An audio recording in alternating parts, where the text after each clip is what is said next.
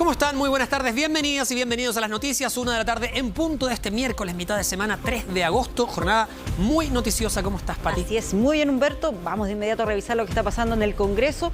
Vamos a tomar contacto con Guillermo San Martín, que nos va a contar sobre las reacciones ante los dichos del ministro Giorgio Jackson. ¿Qué fue lo que dijo? Nuestra escala de valores y principios en torno a la política no solo dista del gobierno anterior, sino que frente a una generación que nos antecedió. Eso generó toda una polémica. Guillermo San Martín nos cuenta más. Guillermo. Hola, Guillermo. Hola Patricia, Humberto, ¿cómo están? Muy buenas tardes. Partir señalando de que esto ha alterado completamente la agenda que tenía establecida el Ejecutivo para la presente jornada, puesto que lo que iba a hacer en el día de hoy acá en el Congreso Nacional el propio ministro secretario general de la Presidencia, Giorgio Jackson, era entregar detalles sobre el proyecto del feriado del 16 de septiembre. Sin embargo, ante estas declaraciones que dio en un diálogo que se realizó por medio de redes sociales en las últimas horas y en las que da a conocer esta declaración que tú detallabas, Patricia, bueno, termina generando una serie de reacciones y molestias por parte de los parlamentarios de distintos sectores políticos, considerando que él alude a que hay generaciones anteriores que habrían cambiado respecto a lo que es el trabajo político actual y que no compartiría con lo que significa los principios que mantiene el actual gobierno. Y en esa dinámica es que obviamente desde el oficialismo vieron estas declaraciones como un cambio radical respecto al reciente llamado que había hecho el propio presidente de la República, Gabriel Boric, para ir buscando aspectos en común, mínimos comunes en términos de las reformas que se pudiesen hacer a la propuesta de nueva convención, en ese diálogo que el propio ministro de la Secretaría General de la Presidencia estaba liderando para buscar retroalimentación con los representantes de las distintas bancadas. Bueno, se viene a volver a fojas ceros en términos de lo que significan estas declaraciones, por cuanto desde el Partido Socialista, desde el Partido por la Democracia, desde el socialismo democrático han planteado duras críticas al ministro secretario general de la Presidencia y obviamente señalan que ha equivocado el camino una vez más, y esto hace retroceder completamente respecto a los diálogos que se habían avanzado en su momento para intentar hacer coincidir los aspectos y también visiones disímiles de ambas coaliciones de gobierno. Algunos han tratado de bajarle un poco el tono a lo que fue el carácter, el contexto en el que se dio esta declaración, pero sin embargo durante los últimos minutos el propio ministro Giorgio Jackson solicitó disculpas públicas a todos quienes puedan verse afectados por este tipo de declaraciones, y eso viene a dar cuenta del carácter y también cómo se le ha hecho un llamado de atención directo por parte del Ejecutivo para que retrotraiga lo que fueron estas declaraciones que dio durante las últimas horas. Estamos revisando cuáles fueron las reacciones que se dieron acá en el Congreso Nacional por parte de parlamentarios precisamente de la centroizquierda, de la Democracia Cristiana, también otros representantes del Partido Socialista respecto a la visión crítica que tienen del ministro Jackson y también en torno a este contexto que se ha dado estas nuevas declaraciones del ministro secretario general de la Presidencia. Revisemos esas declaraciones. Yo creo que no hay posibilidad de hacer una sola coalición. Mientras persista la arrogancia, la descalificación de palabras como el ministro Jackson. Insisto y reitero, lo lamento mucho por el presidente, porque el presidente Boric ha tenido nuestro respaldo y seguirá teniendo nuestro respaldo de los socialistas, pero ministros como Giorgio Jackson le hacen mal. No son leales con el presidente y no ayudan a sumar las mayorías que necesitamos de cara al plebiscito y también de cara a las transformaciones que comprometimos en el programa de gobierno. El ministro Jackson acaba de instalar un conflicto en el corazón de la moneda al enjuiciar moralmente a una generación de centroizquierda que le dio a Chile los mejores 30 años de gobierno. ¿Y qué quiere que le diga? El ministro Jackson se transformó en el peor jefe de campaña que podía tener el apruebo. Bueno, no son pocos los que incluso recomiendan al presidente de la República a analizar cuál es el rol que pueda seguir cumpliendo el ministro secretario general de la Presidencia, Giorgio Jackson, en el actual Ejecutivo, considerando de que su rol es precisamente buscar cercanías con los parlamentarios, con los representantes de las distintas bancadas, especialmente de las coaliciones de gobierno, y esto se ha visto seriamente dañado, no tan solo con estas declaraciones, sino que también con otros conflictos que se han planteado con anterioridad dentro del trabajo legislativo. Incluso el propio Alfonso Urresti ha sido un abierto crítico de la gestión del secretario general de la Presidencia, y es por eso que una vez más ha insistido en que lo que ha generado es un daño y que no ve cómo poder generarse un trabajo conjunto entre ambas coaliciones mientras se mantengan estas diferencias dadas a conocer, por ejemplo, durante las últimas horas por el propio Giorgio Jackson. Desde la vereda del frente, desde la oposición también señalan que es un aspecto de debilidad del actual Ejecutivo, también de las actuales autoridades de gobierno, ministros en particular, en torno a estas posturas que se están dando, esta autoridad moral, señalan algunos, con la que buscan dialogar con otros parlamentarios, de cualquiera sea su sector, ya genera una distancia y eso va a ser muy difícil de superar, más allá de lo que puedan ser las recientes disculpas o también los esfuerzos que hace el propio ministro Giorgio Jackson por acercarse a algunos sectores en busca de votos, que es clave para poder respaldar las políticas de gobierno. Cada una de las iniciativas que están discutiéndose acá en el Congreso Nacional son las que va dialogando el propio ministro Giorgio Jackson con los parlamentarios, con los representantes de los distintos partidos políticos, y obviamente un quiebre de estas características puede marcar un antes y un después a propósito de las prioridades que se ha establecido el Ejecutivo dentro del trabajo legislativo. Es por eso que las críticas no solo vinieron desde la centroizquierda, también desde la oposición, desde la derecha y la centroderecha han manifestado que hay una visión crítica en torno al trabajo del Ejecutivo, sobre todo esto que va a impactar de alguna u otra manera en lo que es la relación entre el Congreso Nacional y el Ejecutivo. Revisemos también declaraciones de parlamentarios de la oposición en palabras del senador Rodrigo Galilea y el senador Rojo Edwards. La dificultad que se crea es que el ministro Jackson parece creer que él es efectivamente superior moralmente y más puro que el resto. Y más allá de que uno pueda pensar de que de ahí al autoritarismo hay un solo paso, porque el que cree tener la razón 100% cree que puede imponerle el bien al resto. El problema es que él tiene que conversar y acordar con personas que probablemente él cree que son más impuras o que tienen más conflictos de interés. Y eso hace muy difícil que él se desempeñe de manera exitosa en las relaciones, especialmente con el Senado, con la Cámara de Diputados, pero especialmente con su propia coalición, que él viene, entre comillas, a reemplazar. Creo que las declaraciones del ministro Jackson son desafortunadas en la forma, pero muy principalmente también en el fondo. Probablemente si hay algo que le hace mal a la política y a las relaciones humanas en general, es andar por la vida con aires de superioridad moral. ¿Por qué alguien hoy de cierta edad se puede sentir superior a los que tienen 20 años más o a los que tienen 40 años más? Como si hubieran vivido las situaciones que vivieron quienes tuvieron que tomar decisiones años atrás. Yo creo que el ministro Jackson se equivoca y se equivoca muy profundamente, pero como digo, especialmente en el tema humano.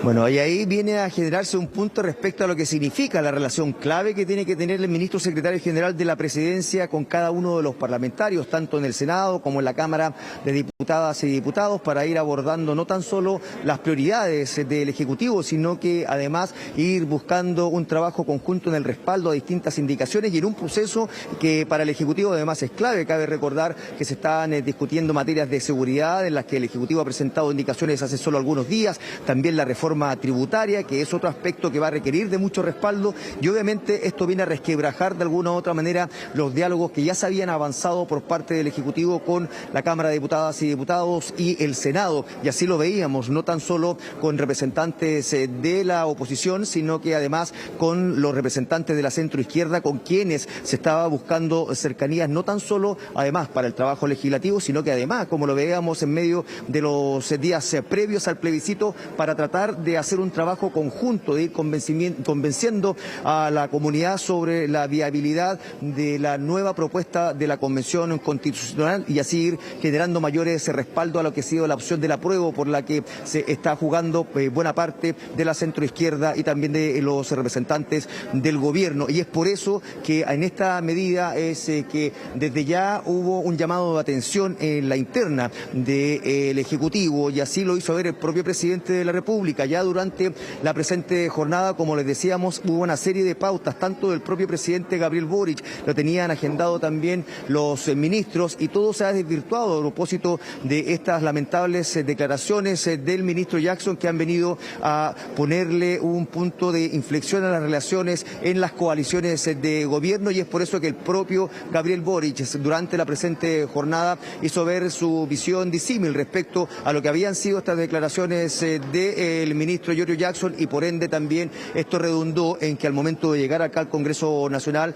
el propio ministro lo primero que hiciera fuera pedir disculpas públicas. Pero partamos revisando qué es lo que señaló el presidente de la República, Gabriel Boric, respecto a estas palabras de su ministro de la Secretaría General de la Presidencia. Una superioridad moral respecto a nuestros antecesores del área. Yo creo que lo que se refería a Giorgio es que vivimos en épocas distintas, ni mejores ni peores, épocas distintas, pero acá nosotros tenemos que aprender de quienes nos antecedieron. En ningún caso superioridad. Pero yo he conversado mucho con Giorgio sobre esto y no tengo ninguna duda de que no hay ningún ánimo de arrogarse una superioridad. Habla de una distancia política y valórica. Tendría que ver el texto. Ahora está bien en actividades, pero como te digo, nosotros tenemos que aprender de los errores y aciertos de quienes nos antecedieron, y siempre desde una perspectiva de humildad, y esa es la tónica con la que yo por lo menos estoy tratando en conjunto con el gobierno de llevar adelante.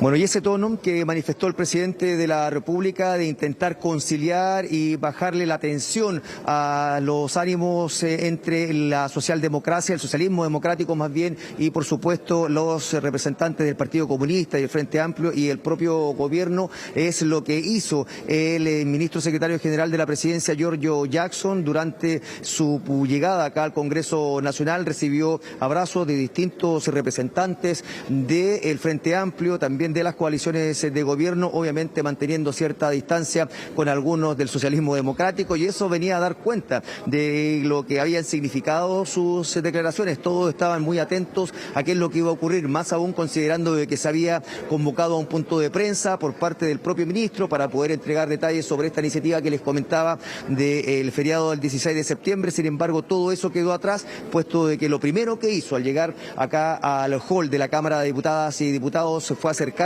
al punto de prensa y pedir disculpas a todos quienes se puedan haber visto afectados por sus declaraciones. Revisemos precisamente qué es lo que señaló el ministro secretario general de la Presidencia, Giorgio Jackson. Yo le he ofrecido mis disculpas a las distintas personas que se han sentido ofendidas, que me lo han hecho saber, que yo agradezco también que me lo hagan saber, y que yo también le he podido explicar un poco el contexto en el que se dijo, en el que dije lo que dije, que es un contexto en el que asocié erróneamente, y aquí asumo con total autocrítica lo que dije, que las ideas políticas, es decir, los proyectos políticos, se referían a la jerarquización de valores y principios. De alguna forma diferenciándonos de lo que era la administración pasada del gobierno de Piñera, donde hay proyectos que son más tendientes, no sé, a proyectos relacionados con solamente el individuo y no lo colectivo, y en ese contexto es que yo ocupo la palabra valores y principios. No estuvo bien lo que yo expresé, le he manifestado también mis disculpas, no solamente en términos privados a los distintos parlamentarios y parlamentarias, sino que también a sus jefaturas de bancada.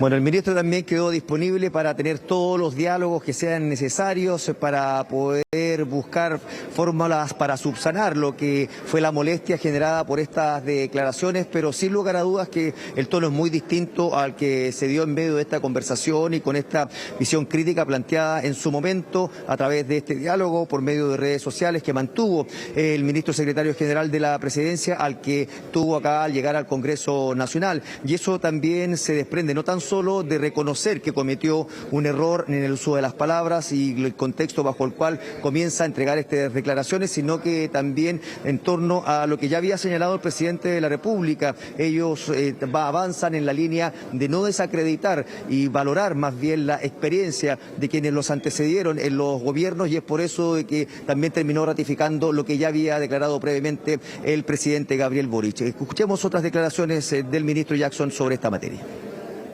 No estuvo bien lo que yo expresé, le he manifestado también mis disculpas, no solamente en términos privados a los distintos parlamentarios y parlamentarias, sino que también a sus jefaturas de bancada y de manera pública. Lo he hecho hoy día en Twitter, y espero también aprender de de esta misma experiencia, de que de repente un encuadre, a partir de lo que uno dice, puede echar por borda todo el trabajo que hemos venido trabajando. Bueno, hay palabras sentidas del ministro Giorgio Jackson que vienen a demostrar cuál es su intención y el trabajo que va a tener que desarrollar de ahora en adelante, ver cómo va acercándose nuevamente a aquellos sectores que fueron tan críticos de su trabajo. Luego de avanzar varios pasos, ha retrocedido hoy lo mismo que avanzó, por decirlo de alguna manera, producto de estas declaraciones, y sin lugar a dudas que va a tener una ardua tarea para poder conseguir respaldos de cada una de las iniciativas que esté presentando el Ejecutivo dentro de los próximos días, antes de poder seguir adelante con sus diálogos con las distintas bancadas, considerando que estas declaraciones no han pasado para nada inadvertidas acá en el Congreso Nacional. Patricia, Humberto. Claro, es que ese dato que tú das es clave. Él es el vínculo entre el gobierno y el Congreso, por lo tanto, cualquier tipo de problemas que se genere ahí con los parlamentarios después tiene algún tipo de impacto en esos otros apoyos que tiene que salir a buscar. Bueno, vamos a ver qué es lo que pasa con esto. Muchas gracias, Guillermo San Martín, por contarnos lo que está ocurriendo en el Congreso. Que estés muy bien. De hecho, era uno de los nombres cantados a la hora de escoger el gabinete, ¿te acuerdas? Pues decía, él ya tiene la experiencia del Congreso, diputado, entonces... conoce a los parlamentarios, claro, pero con declaraciones de ese estilo se complica un poco esa pega. Se traspié, claro. Y nos vamos a la moneda porque Antonio Ruiz nos va a contar acerca de una nueva reunión para abordar el tema de la macrozona sur, pero también de la violencia que afecta al norte del país, ya que desde el Congreso algunos parlamentarios han solicitado el estado de excepción para ese sector. Antonio, buenas tardes, ¿cómo estás? Hola Pati, Humberto, ¿cómo están? Gusto de saludarles. Y esas advertencias provenientes desde el Congreso hicieron eco rápidamente aquí en la sede de gobierno, donde durante esta jornada de día miércoles a partir de las 8 de la mañana comenzó esta nueva reunión para evaluar el estado de excepción constitucional de emergencia en el sur del país. Ahí ven ustedes ya en pantalla la reunión que congrega semana a semana a representantes de las policías, del ejército, también del poder político. La ministra del Interior, Isquia Siches, también la titular de Defensa, Maya Fernández, para analizar lo que se está implementando allá en el sur del país. Esta medida vigente desde el pasado 17 de mayo en toda la región de la Araucanía y también en 2 provincias de la región del Biobío. Los últimos atentados, lo que ustedes ya ven ahí en imágenes, en la madrugada del lunes, estas 4 avionetas quemadas en un hangar ahí en Curacautín y también una casona quemada en Pillanelbún, pero las cifras, según la ministra, hablan por sí solas. La titular de Interior allí habló de una reducción importante, dijo, de los hechos de violencia en los últimos meses. De 158 descendieron a 87 los eventos de violencia durante el mes de junio, y en el mes de julio de 207 bajaron a menos de 68. Dice la autoridad, evidentemente, que contrastan con estos últimos hechos que generalmente generan tanto impacto ahí, las avionetas quemadas en un hangar en Curacautín. Pero en el norte del país también están encendidas las alarmas, sobre todo luego de la muerte, ¿no?, de un joven de 16 años. Esto en la ciudad de Antofagasta, imágenes que ya repasamos. Fue atacado ahí por un grupo de personas, un hecho gravísimo que detonó una serie de protestas ahí en la ciudad, pero también el reclamo de parte de los parlamentarios, los representantes de la zona norte ahí en el Congreso Nacional, que exigen un estado de excepción constitucional de emergencia también para la zona norte. Incluso advirtió esta bancada transversal allí por la macro zona norte que si no se aplica esta medida, este estado de excepción allí en la zona norte, no apoyarán una eventual prórroga del estado de excepción constitucional de emergencia en el sur. Un gallito político ahí, una advertencia clara al Ejecutivo tras estos hechos de violencia allí en la zona norte. Pasemos a escuchar la voz de los parlamentarios, quienes hacen este llamado directo, explícito al gobierno a tomar mayores medidas de seguridad en la zona norte. Pasemos a revisar. Si el día de mañana nos dicen que tenemos 5.000 carabineros para todo el norte, bienvenido sea, y no pedimos estado de excepción. Pero el día de hoy esta es una herramienta válida y nosotros, como ciudadanos y como representantes de la zona norte, nosotros creemos que el estado de excepción es la primera herramienta que tenemos el día de hoy. que queremos respuestas y medidas concretas. Si con eso no se presentan a la próxima solicitud del estado de excepción, nuestros votos no van a estar. Creo que ya es inaceptable que sigan invisibilizando la realidad que vive la gente en la macrozona norte. En la ciudad de Antofagasta no podemos vivir, y lo dijimos. Que hemos llegado a un acuerdo en esta bancada es que la próxima vez que venga el gobierno a pedir estado de excepción para la zona sur, si es que no ha traído un estado de excepción o alguna medida de igual connotación, nosotros no vamos a dar los votos. No vamos a dar los votos. Y que quede claro a la ministra Siches, que hoy día decía que no era la solución, quizás no es la única solución, pero si tiene el arma, queremos que la ocupe. Bien, el fuerte llamado ahí de esta bancada transversal por la macro zona norte que piden un estado de excepción allí también. Hace algunas semanas la discusión era otra. ¿Recuerdan ustedes si extender territorialmente el estado de excepción hacia la región de Los Ríos? Porque actualmente aplica en la Araucanía y en 2 provincias de la región del Biobío. Bueno, hacia el sur se llevaba adelante esa discusión, si iba a haber estado de excepción en la región de Los Ríos, situación que fue descartada por el Ejecutivo, el que argumentó allí que las cifras no indicaban una intensificación de la violencia.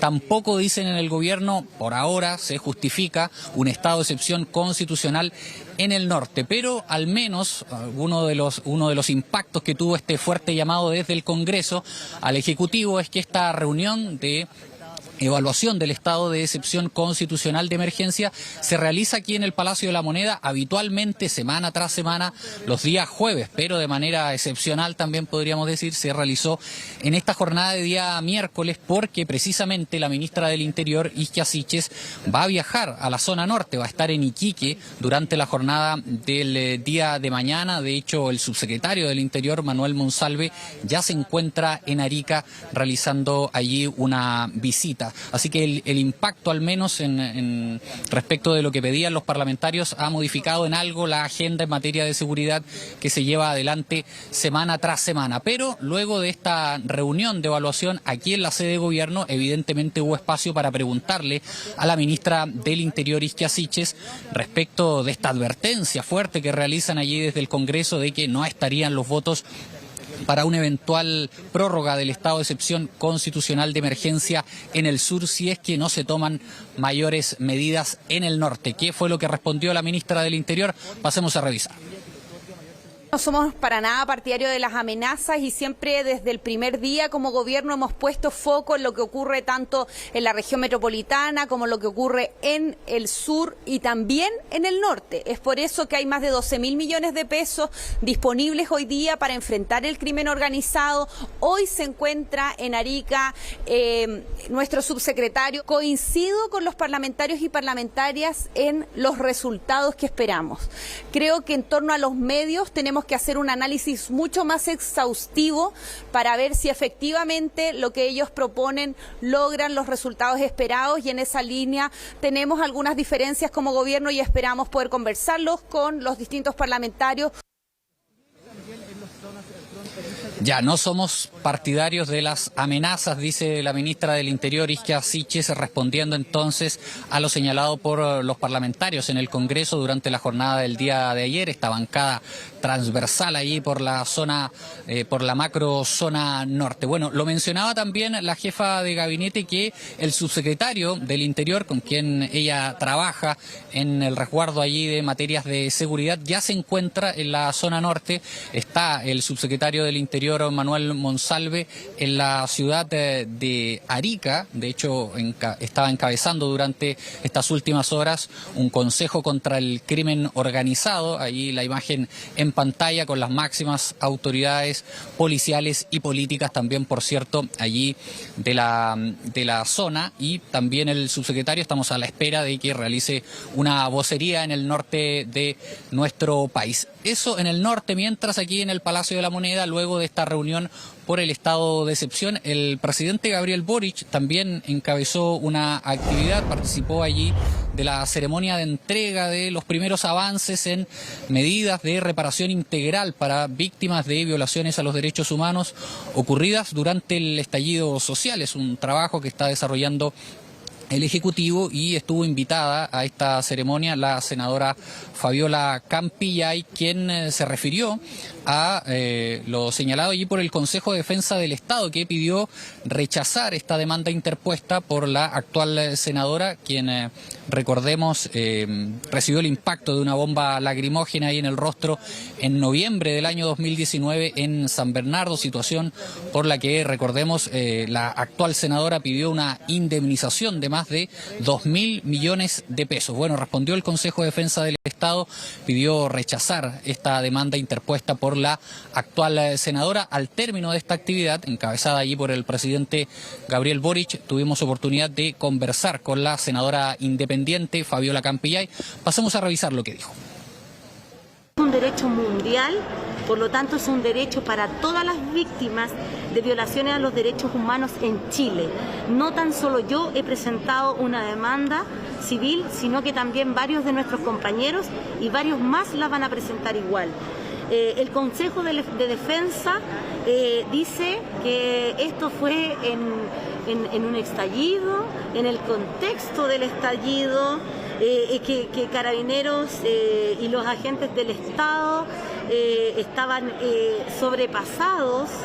O sea, yo entiendo que lo que dice el Consejo de Defensa es que ellos tienen toda la autorización de dispararnos a la cara, de asesinar a nuestros compañeros. Eso no lo entiendo. Bien, ahí la palabra entonces de la senadora Fabiola Campillay, refiriéndose entonces a esta acción por parte del Consejo de Defensa del Estado y refiriéndose, por cierto, a los argumentos que a su juicio justifican esta millonaria indemnización que ella solicita al Estado. Les cuento que luego de encabezar esta actividad ahí en el Patio de las Camelias, aquí en la sede de gobierno, el presidente Gabriel Boric se trasladó hasta la comuna de Puente Alto.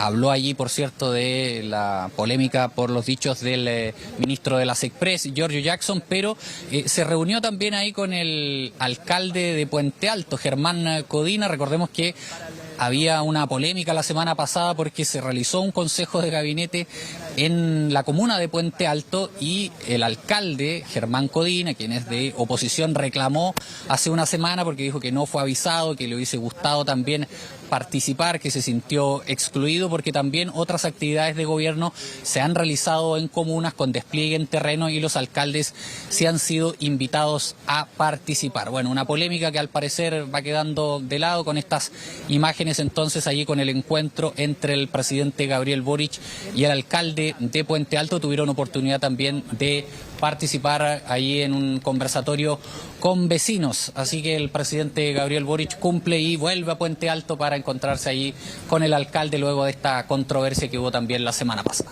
Claro, un gesto también de una señal positiva, ¿no? Sí. De tratar de lograr entendimiento también después de la queja que hizo el alcalde públicamente. Claro.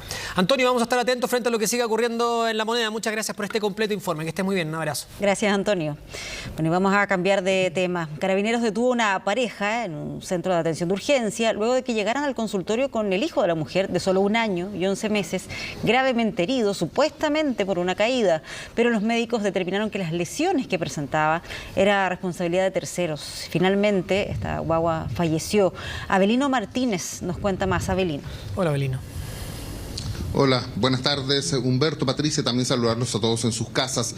Hoy, la última información que hemos podido recabar respecto a este caso es que la madre, identificada como Yasmín Millaray Santis Cerda, de 26 años, y el padrastro de este menor de 1 año y 11 meses, Hans Ángelo Espinosa Méndez, de 23, pasaron a control de detención durante esta mañana. Sin embargo, la Fiscalía solicitó ampliar este plazo durante 24 horas para poder recabar más antecedentes. Está a la espera de los peritajes que está realizando el Servicio Médico Legal sobre el menor. Como tú bien señalabas, Patricia, el día de ayer, esta pareja llega con este menor de 1 año y 11 meses al SAR de Renca, indicando que había sufrido supuestamente una caída desde la cama. Sin embargo, rápidamente el personal del centro asistencial se percata que las heridas se condicen con un tercero, es decir, que una persona se las habría provocado, el niño no se habría caído finalmente de la cama. Tenía varias lesiones, lamentablemente, en sus brazos, también en sus piernas, e incluso una mordedura en uno de sus glúteos. También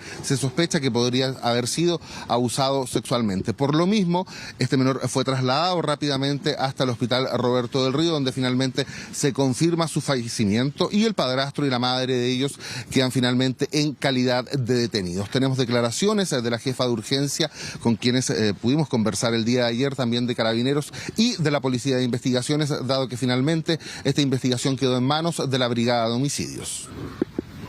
Nosotros atendimos al paciente porque estaba en paro cardiorrespiratorio. Nuestra primera función fue reanimarlo y lograr que recuperara signos vitales. Y por ecografía se encontró que tenía contenido líquido dentro del abdomen, se llevó a pabellón. Lamentablemente presentó varios paros respiratorios y falleció en el transcurso de la tarde.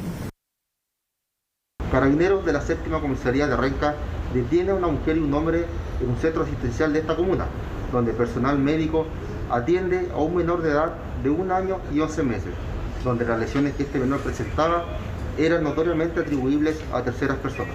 Es así que este menor de edad es trasladado en horas de la tarde al Hospital Roberto del Río, donde lamentablemente fallece. En virtud de los antecedentes clínicos proporcionados por el equipo médico, las propias declaraciones de los facultativos médicos y a la vez también el examen externo médico criminalístico practicado al cadáver, se logra establecer la presencia de diversas lesiones en diferentes partes de su cuerpo atribuibles a la participación de terceras personas, y estos antecedentes sumados dentro de la investigación con la inspección ocular del domicilio donde residía este niño y otros antecedentes incorporados en el recurso de la presente investigación son proporcionados al Ministerio Público para ser utilizados hoy en horas de la mañana en la formalización de la madre de este niño de 23 años de edad y la pareja sentimental de esta de 25 años, quienes en virtud de declaraciones se encuentran físicamente al resguardo y son garantes del cuidado de este niño al momento que éste presenta problemas físicos. La pareja, que además tiene también una niña un poco más grande que el pequeño a su cargo, se encuentra actualmente detenida. El control de detención finalmente y la formalización de ellos sería el día de mañana. Por supuesto, nosotros estaremos atentos a esa información. Hoy en la comuna de Renca, durante la mañana, pudimos conversar con el padre del padrastro de este pequeño de tan solo 1 año, 11 meses. Esto fue lo que nos dijo. El niño se cayó, claro, el niño se cayó, pero aquí el que lo salaba fue el Jan, el que lo salaba lo pescó en una moto y como en la moto no pudo llevárselo, por lo que me contaron, lo pescó un vehículo y en un vehículo se lo llevaron al sapo. Estaba la mamá, había salido a hacer un trámite, por lo que me contaron, lo que sé, había salido a hacer un trámite y después ya llegó y ahí estuvieron los dos en el transcurso de cerca. ¿Estaban los dos? Sí, estaban los dos en el transcurso cerca a las 12 del día, estaban los dos. Cuando el niño le pasó el accidente cerca a la 1. No son concordantes, yo entiendo, yo igual no justifico eso, ¿entiendes? Si tienen culpa, tienen que... Yo no te estoy imputando dinero. No, si tienen culpa tienen que pagar por lo que hicieron, ¿no? Pero sí, el niño, ¿cómo se llama? Ya cuando vivía aquí, ya se veía medio rara hacia la mamá, porque la mamá no tenía mucho apego, como lo expliqué en delante, mucho apego, y lo expliqué en Carabineros, lo expliqué en investigaciones. La pareja vivía de allegados en la casa de este hombre, que es el padre del padrastro de este menor de 1 año y 11 meses, que finalmente termina falleciendo en el Hospital Roberto del Río tras constatarse varias lesiones atribuibles a terceras personas. Además, hemos estado conversando también con varios vecinos del lugar y con apoderados del jardín de la Junji al que asistía el menor. De hecho, les consultamos también al jardín si es que ellos tuvieron conocimiento de que este menor sufría maltrato, dado que ellos son garantes por ley de la seguridad de los menores. Por lo tanto, si alguna de las tías, por ejemplo, durante una muda se percata de que el menor presenta lesiones, lo primero que debe hacer es llamar en el acto a la policía de investigaciones o a Carabineros, o cualquiera sea el caso, no entregar el menor a los padres y, por supuesto, comunicar de inmediato esto a las autoridades. Eso no se habría hecho. La Junji nos envió un comunicado explicando que el párvulo ingresó en junio de este año al Jardín Infantil de Renca, había asistido hasta el pasado pasado lunes a la unidad educativa tras el periodo de descanso invernal del mes de julio, tiempo en el que no registraba situaciones que ameritaran la activación del mencionado protocolo, el cual como institución tenemos el deber de activar ante indicios de cualquier tipo de maltrato o vulneración de derechos. Por supuesto, todo eso además también será materia de investigación por parte del Ministerio Público. Conversamos hoy durante la mañana, como les decía, con varios apoderados de este colegio, también con algunos vecinos. De hecho, el jardín infantil se encuentra justo frente a la casa en que vivía este menor. Actualmente el jardín decidió cerrar sus puertas por duelo, colocaron un cartel en las afueras durante 3 días, no estarán en funcionamiento. Eso sí, advirtieron que los menores que requieran ser cuidados en algún jardín pueden ser derivados a otros jardines de la red Junji durante estos 3 días. Tenemos declaraciones, como le decía, de los apoderados de este establecimiento, también de algunos vecinos de esta pareja y del menor. Está alrededor, no se da cuenta que están pegando la naguagua al lado. La gente de adentro que está adentro, ¿cómo no se va a dar cuenta? Ahora ellos dicen que no estaban, que estaban todos trabajando. Pero igual, acá hay mucha gente. Muy terrible enterarme, ya que igual mi hijo va en este jardín y es trágico porque un menor que le hagan esto, igual terrible. Igual da pena porque el niño no tiene la culpa de lo que esté pasando los mayores. Ellos no tienen la culpa, ellos son inocentes. Entonces da impotencia también, da impotencia con los mayores, con los dos, que no sepan, no sé, proteger igual a los niños más chicos, que es una bendición para uno. Igual tengo 3 hijos, entonces igual me da como impotencia saber que no lo están viendo, no lo están cuidando bien. Es lamentable las cosas que han sucedido. Espero que se solucione y pillen el caso y que se solucione. Porque igual es fome que un colegio esté desprestigiado por cosas así. ¿Tiene a su hijo aquí en el...? No, pero sabía de los comentarios.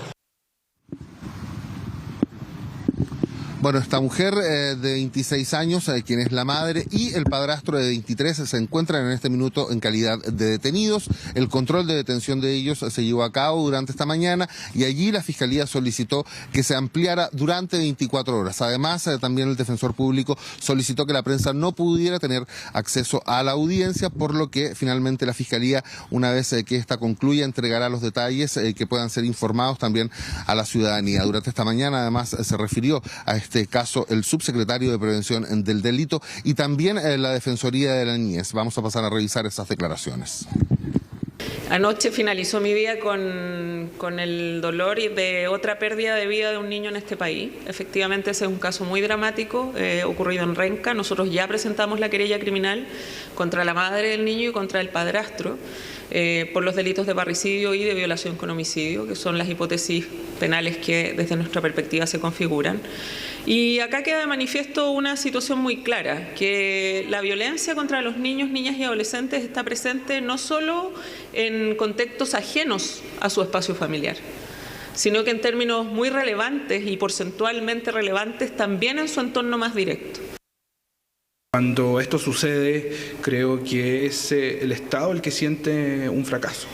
Y creo que justamente lo que estamos haciendo hoy día con la defensora es entender que la importancia de prevenir estos sucesos es tan grande que como Estado, más allá de gobierno, como Estado, tenemos que poner todas las capacidades a disposición, toda la información tiene que ser complementada, todas las acciones tienen que ser robustecidas, porque hay un bien superior, y en este caso es la seguridad de las personas, pero particularmente el deber que como Estado tenemos de proteger a nuestros niños, niñas y adolescentes.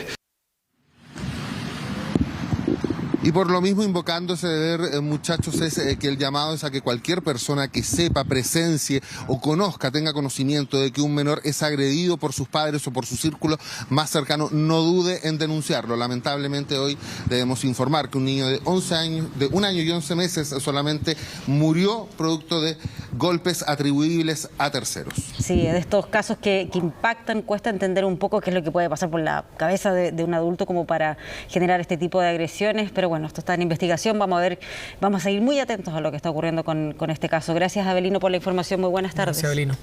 Y no sé si te pasó, Pati, esto lo comentábamos, pero también queda estamos en investigación, Sí. pero queda saber qué es lo que pasó en el jardín, que no se acusó recibo con anterioridad. Que donde se podría haber encendido las alertas previamente, tal vez para haber hecho algo como para evitar lo que les estamos contando de la muerte de este niño.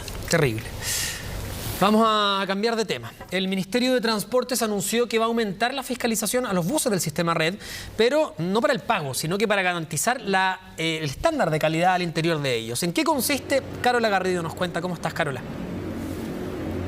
¿Cómo están? Muy buenas tardes. Claro, para aumentar el estándar y también las condiciones de seguridad de los pasajeros. Y fíjense que este incremento en la fiscalización, que además, según anunciaron, va a ser integral, es bastante importante. Es lo que anunció hoy el ministro de Transportes y la idea es que no solamente haya confort y seguridad para los pasajeros, sino que también para los conductores y conductoras del Transantiago. Por ejemplo, este plan va a permitir reforzar las fiscalizaciones en los terminales y también en la calle.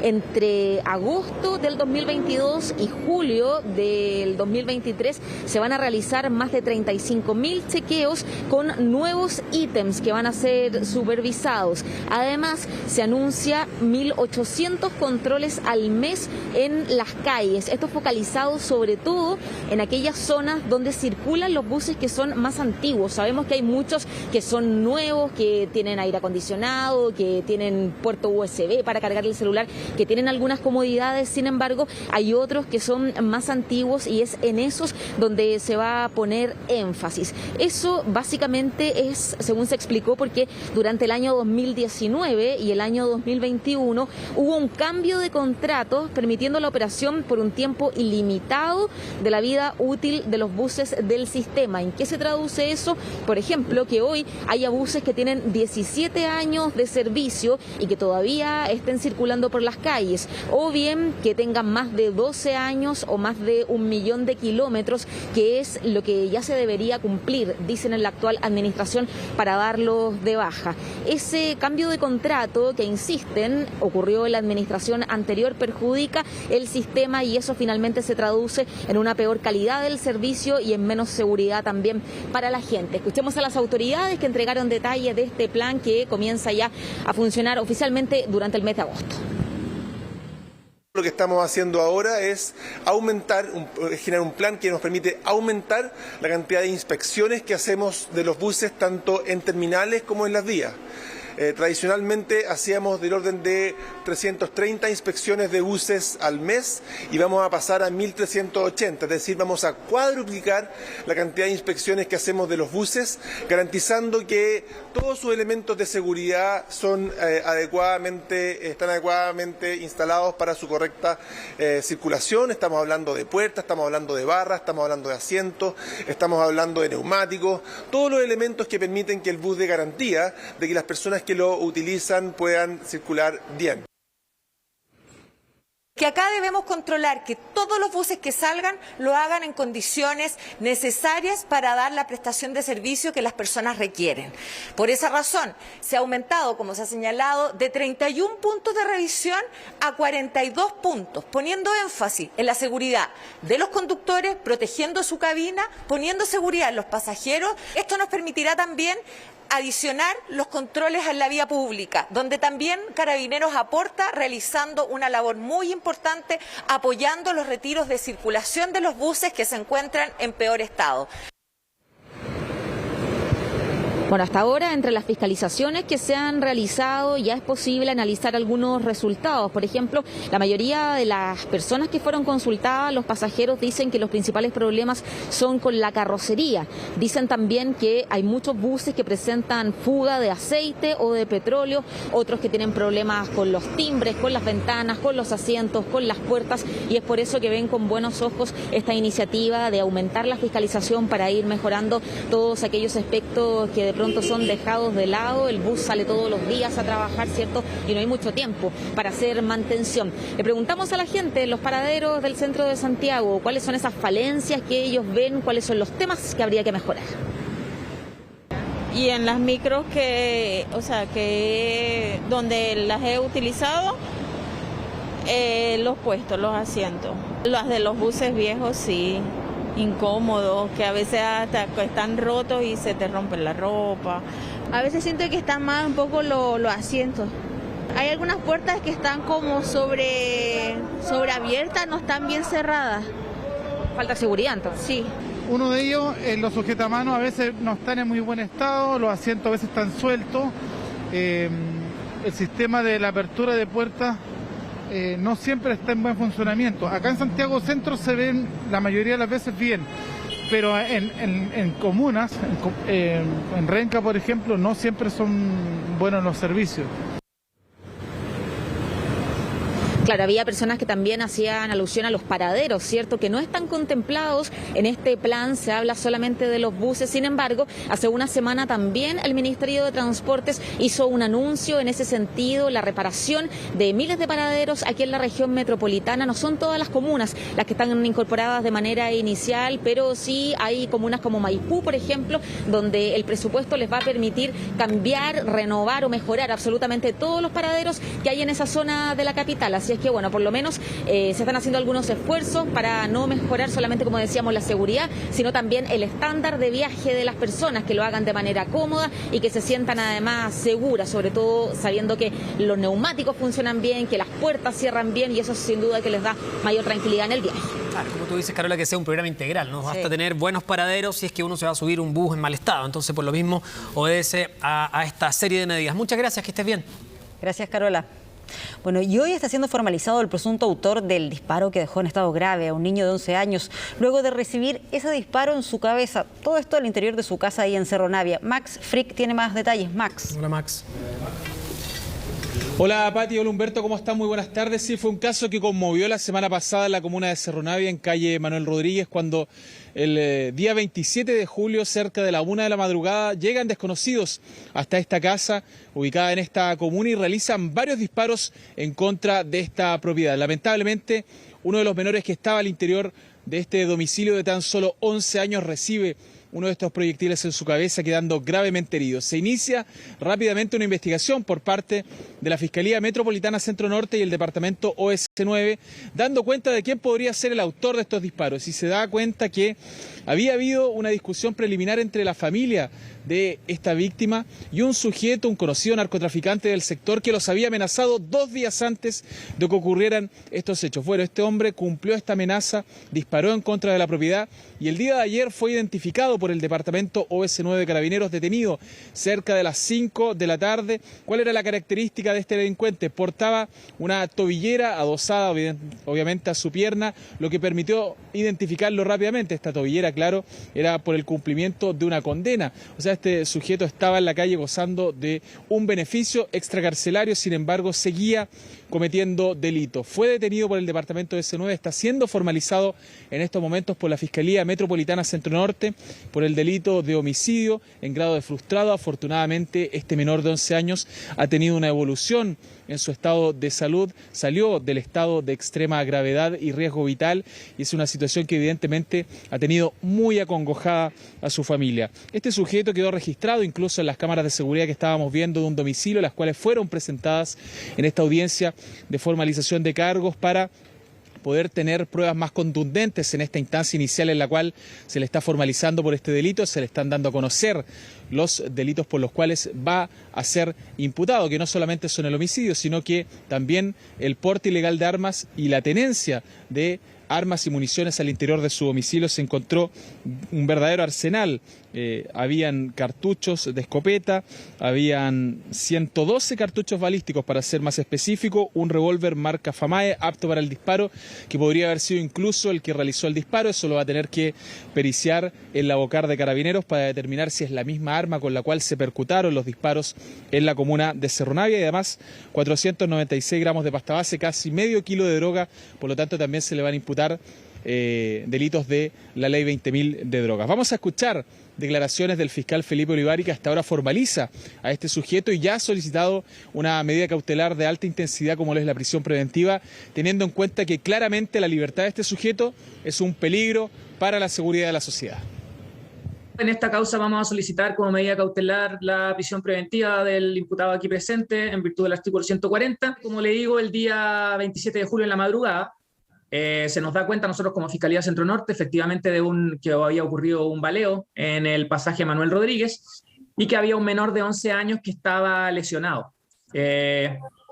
En esa oportunidad yo estaba de turno, se instruyó personal de OS9 y de la BOCAR que fueran al sitio del suceso, personal de la BOCAR concurrió al sitio del suceso, incautó evidencia balística, alrededor de 5 vainas, lo que da cuenta de que hubieron varios disparos, y efectivamente el menor en su oportunidad estuvo en riesgo vital. Está el DAU del menor, que da cuenta de que efectivamente ingresó con una herida por arma de fuego en la región craneal derecha y que esa herida le provocó efectivamente una fractura. Las diligencias del equipo investigador de OS9 comenzaron por, obviamente, las declaraciones.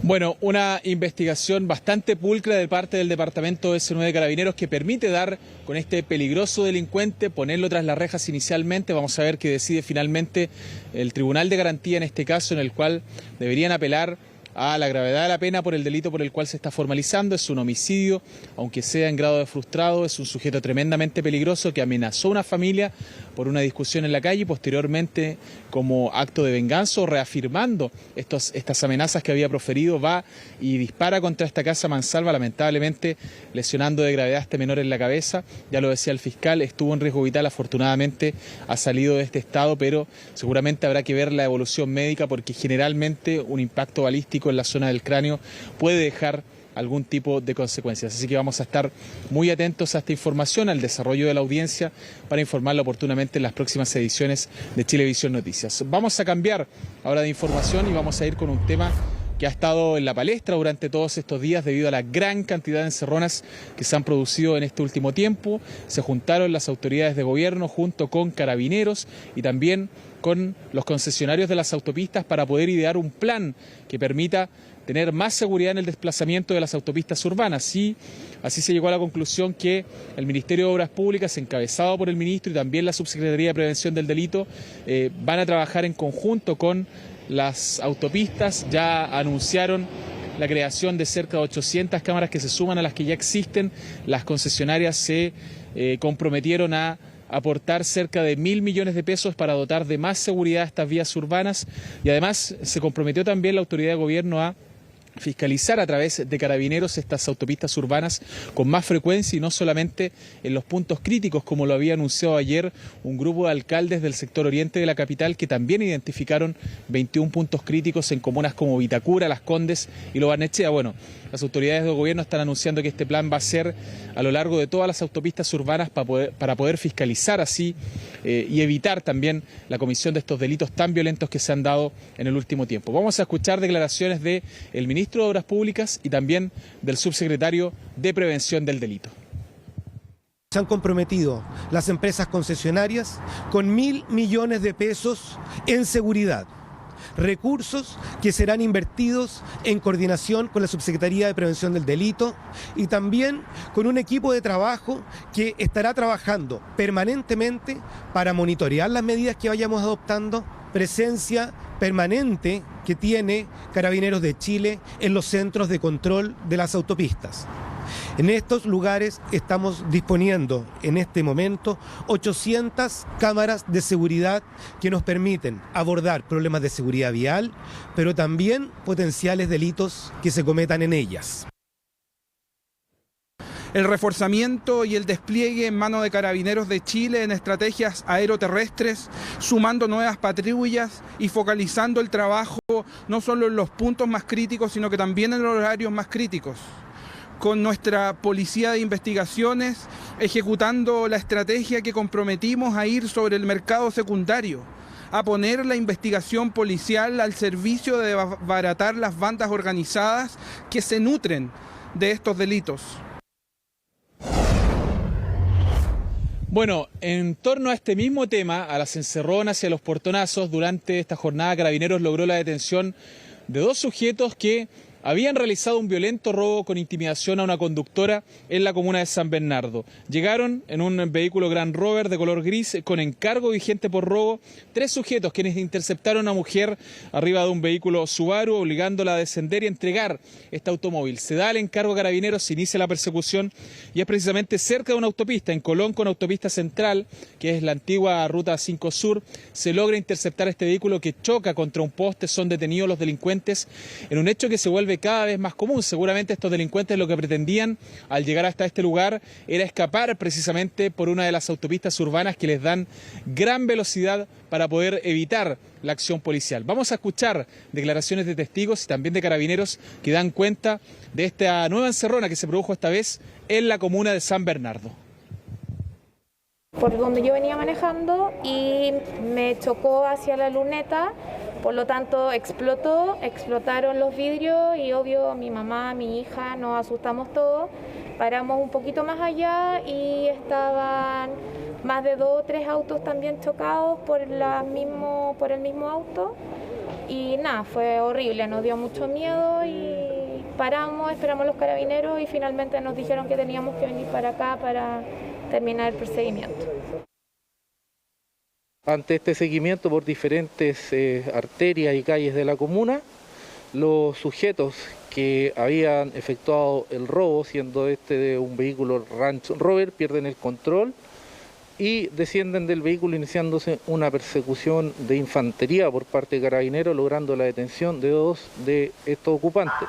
A su vez, el segundo vehículo, al ver que no podía continuar su marcha producto del alto flujo vehicular, los ocupantes descienden, logrando la detención de uno de ellos por parte de personal de la 14 Comisaría San Bernardo y recuperando ambos móviles.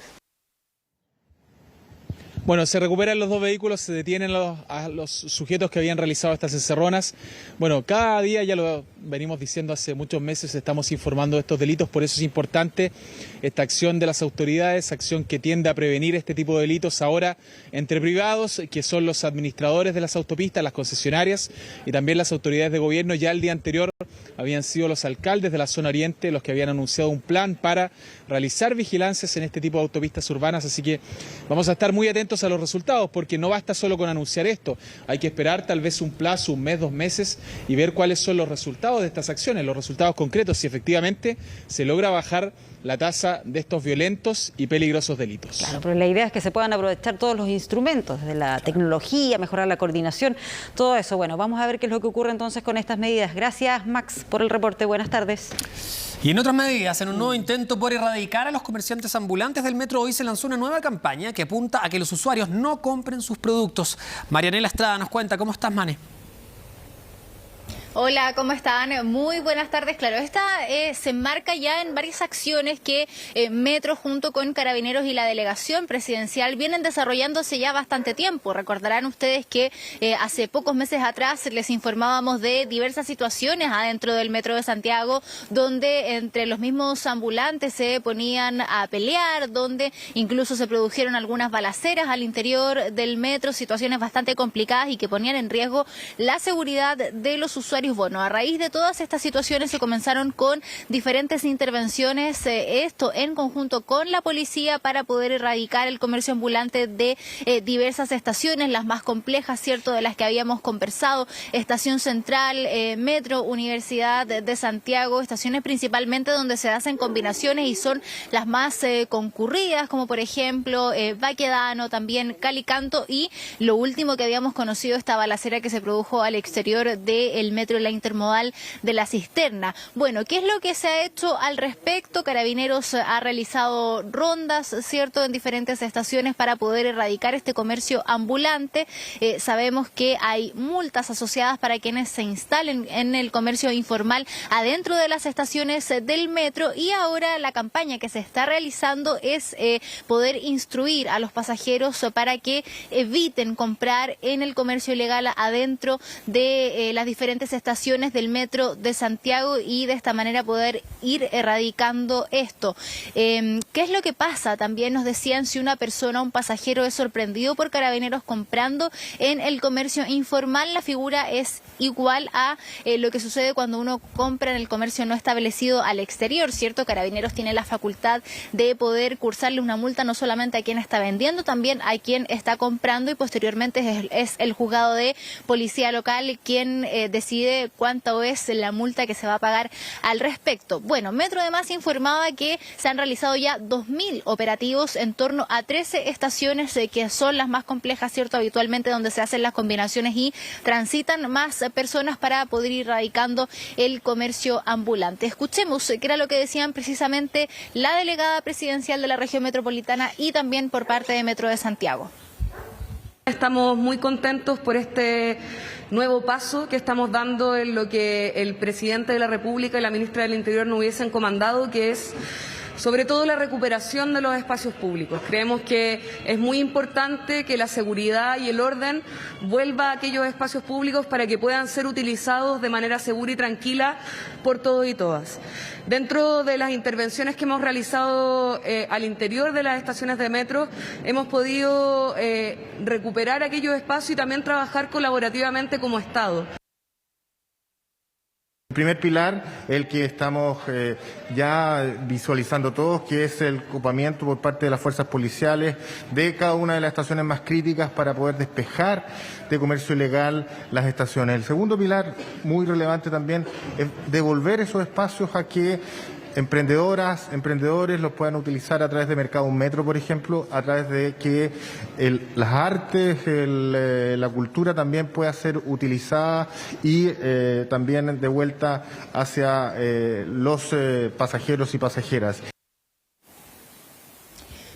Bueno, y todas estas medidas se han ido tomando para poner en resguardo también la seguridad de los pasajeros que diariamente transitan por las diferentes estaciones del Metro de Santiago, porque el establecimiento del comercio ilegal no solamente producía peleas entre los mismos comerciantes, también producía obstrucción en pasos importantes de las estaciones de Metro de Santiago en caso de tener que evacuar. No sé si recuerdan ustedes hace unos meses atrás también cuando se produce esta explosión en una de las estaciones de metro de la línea 1 y en horario punta, además, donde habían bastantes pasajeros a esa hora transitando y se produce esta evacuación producto de la explosión. Bueno, ese tipo de situaciones demuestra que es muy importante que los diferentes pasillos del Metro de Santiago tienen que estar despejados para poder enfrentar de buena manera situaciones como estas. Ese es uno de los focos y objetivos también de poder erradicar el comercio ambulante de las estaciones del metro y así entregar mayor seguridad a los pasajeros. Y lo decían también por parte de Metro, hay 3 pilares en los cuales se ha fundamentado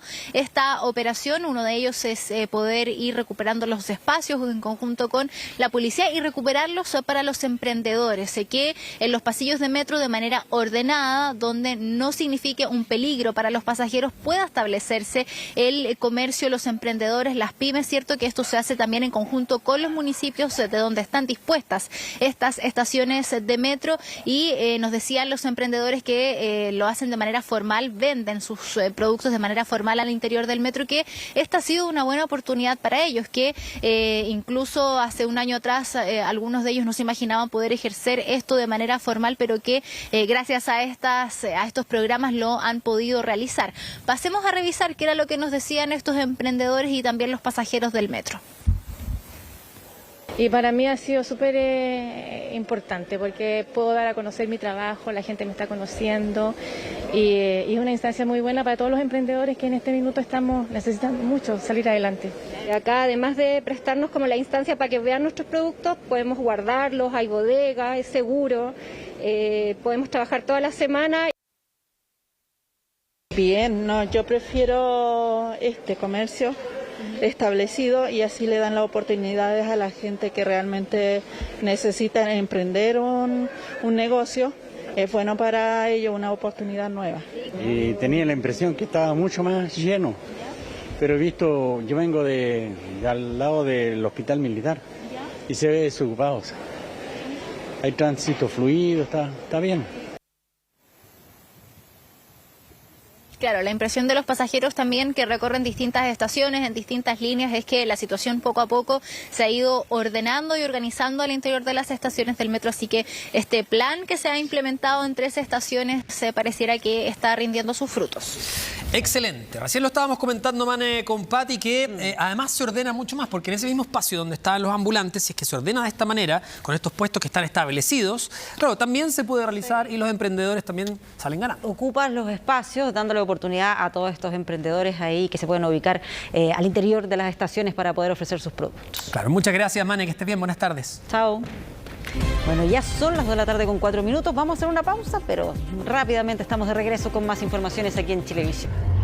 Regresamos para ir de inmediato a revisar el pronóstico del tiempo. ¿Viene o no lluvia para el fin de semana? Eduardo Sáez. ¿Cómo están, chiquillos?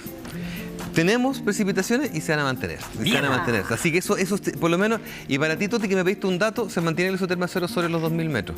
Así que por lo menos, o sea, desde ahí hacia arriba va a caer nieve. Así que por lo menos vamos a tener también mayor acumulación de nieve, porque hay sectores que ya se estaba perdiendo.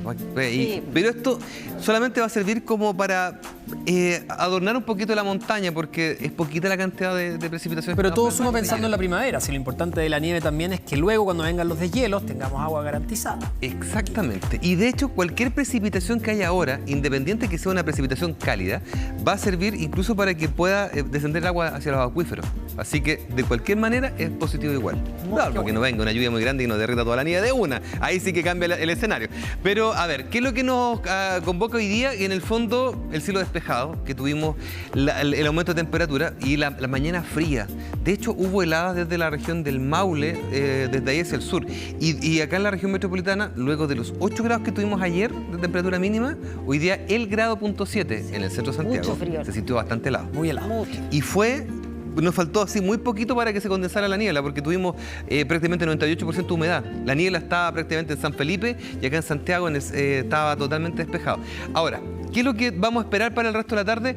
Es que en la región de Coquimbo van a estar todavía las nubes revoloteando. Recordemos que durante la madrugada una baja segregada dejó precipitaciones en Copiapó, cayeron 0,3 milímetros y también acumuló todavía mayor cantidad de nieve en la cordillera. También sucede lo mismo en las altas cumbres de la región de Coquimbo. Mientras tanto, en la zona central, mucha niebla. Hay sectores que van a estar apenas sobrepasando los 10 grados ahí está, esa es la niebla que está entre más o menos la región del Maule y la región del Ñuble. Ahí se encuentra bastante fresco. Hacia el sur hay un sistema frontal, ahí está la curvita, el símbolo que está marcando estas precipitaciones que van a llegar durante media tarde aproximadamente hasta Valdivia aproximadamente, y en la noche estaría alcanzando también la región de la Araucanía. Mientras tanto, en el sur, simplemente cielo nubladito, por ejemplo, en la Patagonia.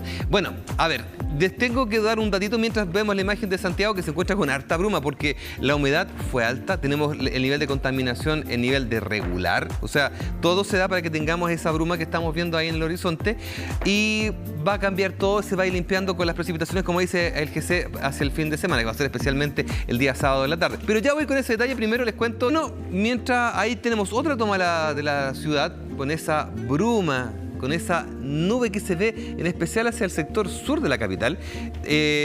Hay que pensar que la temperatura sigue subiendo y que en estos momentos ya habíamos llegado a 14.3 y esperamos ahí que la máxima esté casi llegando a los 15 grados. Así que ayer me discutían, pero ahí arriba dice Macul, y ayer me dijeron que no era Macul, no sé qué.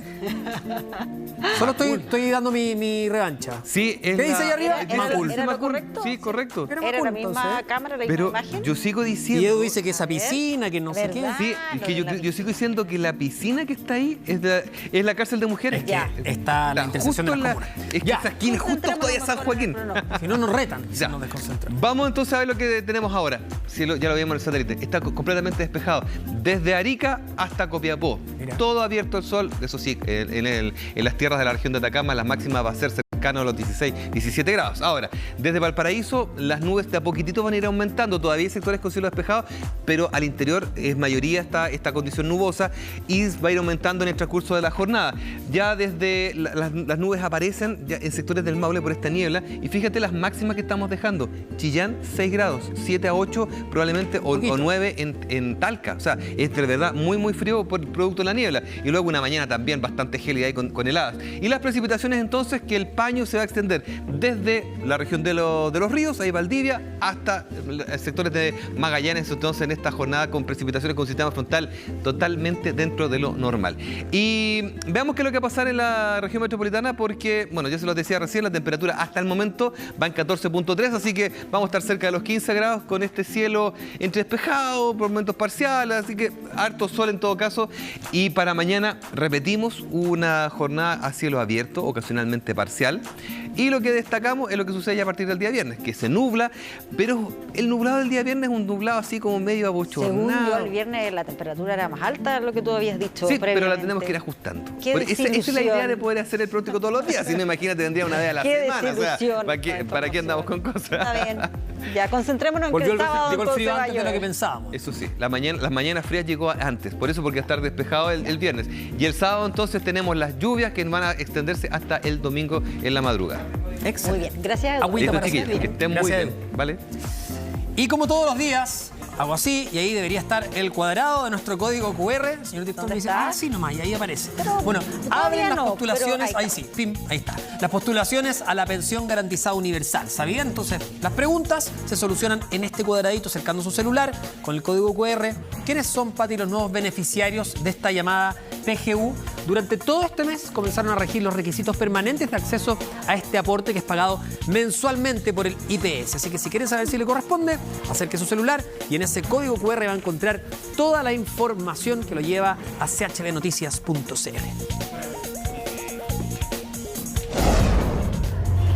Vamos de inmediato a revisar las noticias internacionales. Todavía con esta tensión entre China y Estados Unidos. Estamos juntos a Soledad Agüero. Sole, ¿cómo estás, Pati? Bueno, finalizó la visita de Nancy Pelosi a Taiwán, pero lo que no ha finalizado son las tensiones, porque ahí estamos viendo la última actividad de la presidenta de la Cámara de Representantes en Estados Unidos en la isla de Taiwán. Se reunió con la presidenta de la isla en un encuentro y un viaje que en general, ayer ya lo habíamos alcanzado a explicar, ha aumentado las tensiones entre China y Estados Unidos. Para China se trata de una visita provocadora y desestabilizadora, como lo han descrito las autoridades de ese país.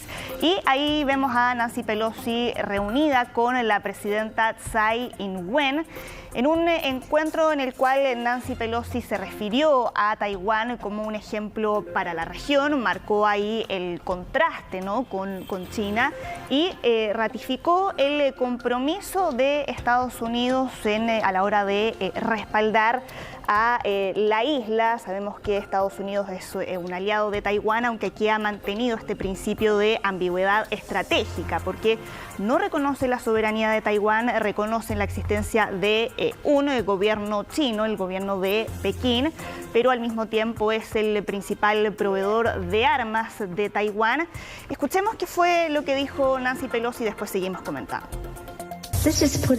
Pongámoslo en perspectiva. Hace más de 4 décadas, la Ley de Relaciones de Taiwán se basó en la construcción de un fuerte vínculo entre nuestros dos países, promoviendo nuestros intereses compartidos de gobierno, economía y seguridad.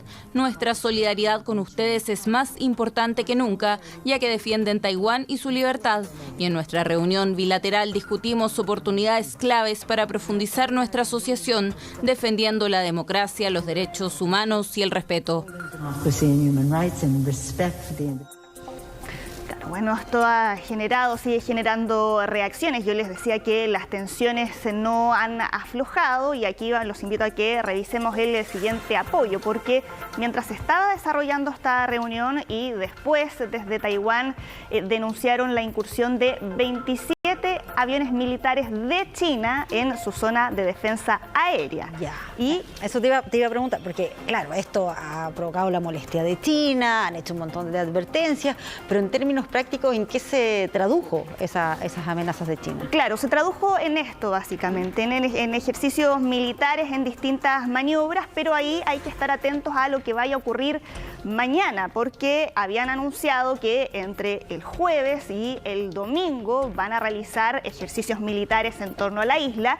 Y ojo, porque son ejercicios militares con fuego real. Y ejercicios a ese nivel es algo que desde el año 1995 que no se veía. En esa oportunidad había sido el presidente de Taiwán que había viajado a Estados Unidos y eso nuevamente había abierto otro foco de tensión. Pero en esta ocasión esos ejercicios militares que van a ser en 6 zonas ahí cercanas a el estrecho de Taiwán va a ser más cerca de la isla que en aquella oportunidad. Entonces ahí hay que ver de qué manera se desarrolla. La respuesta que ha habido de Estados Unidos es que esta era la respuesta que estaban esperando desde China y si bien aquí los entendidos en la materia han dicho que no creen que esto pueda escalar hacia un conflicto bélico, sabemos que ante cada tensión de este tipo, cualquier imprevisto, cualquier chispa que se pueda ahí desatar podría terminar generando ahí un conflicto mayor. Por lo tanto, ahí hay que estar atentos. No es la única determinación que han tomado desde China, donde habían dicho que Estados Unidos iba a pagar un precio y también Taiwán, y eso se ha traducido además en sanciones económicas. Pusieron freno, por ejemplo, a importaciones de algunos productos desde Taiwán.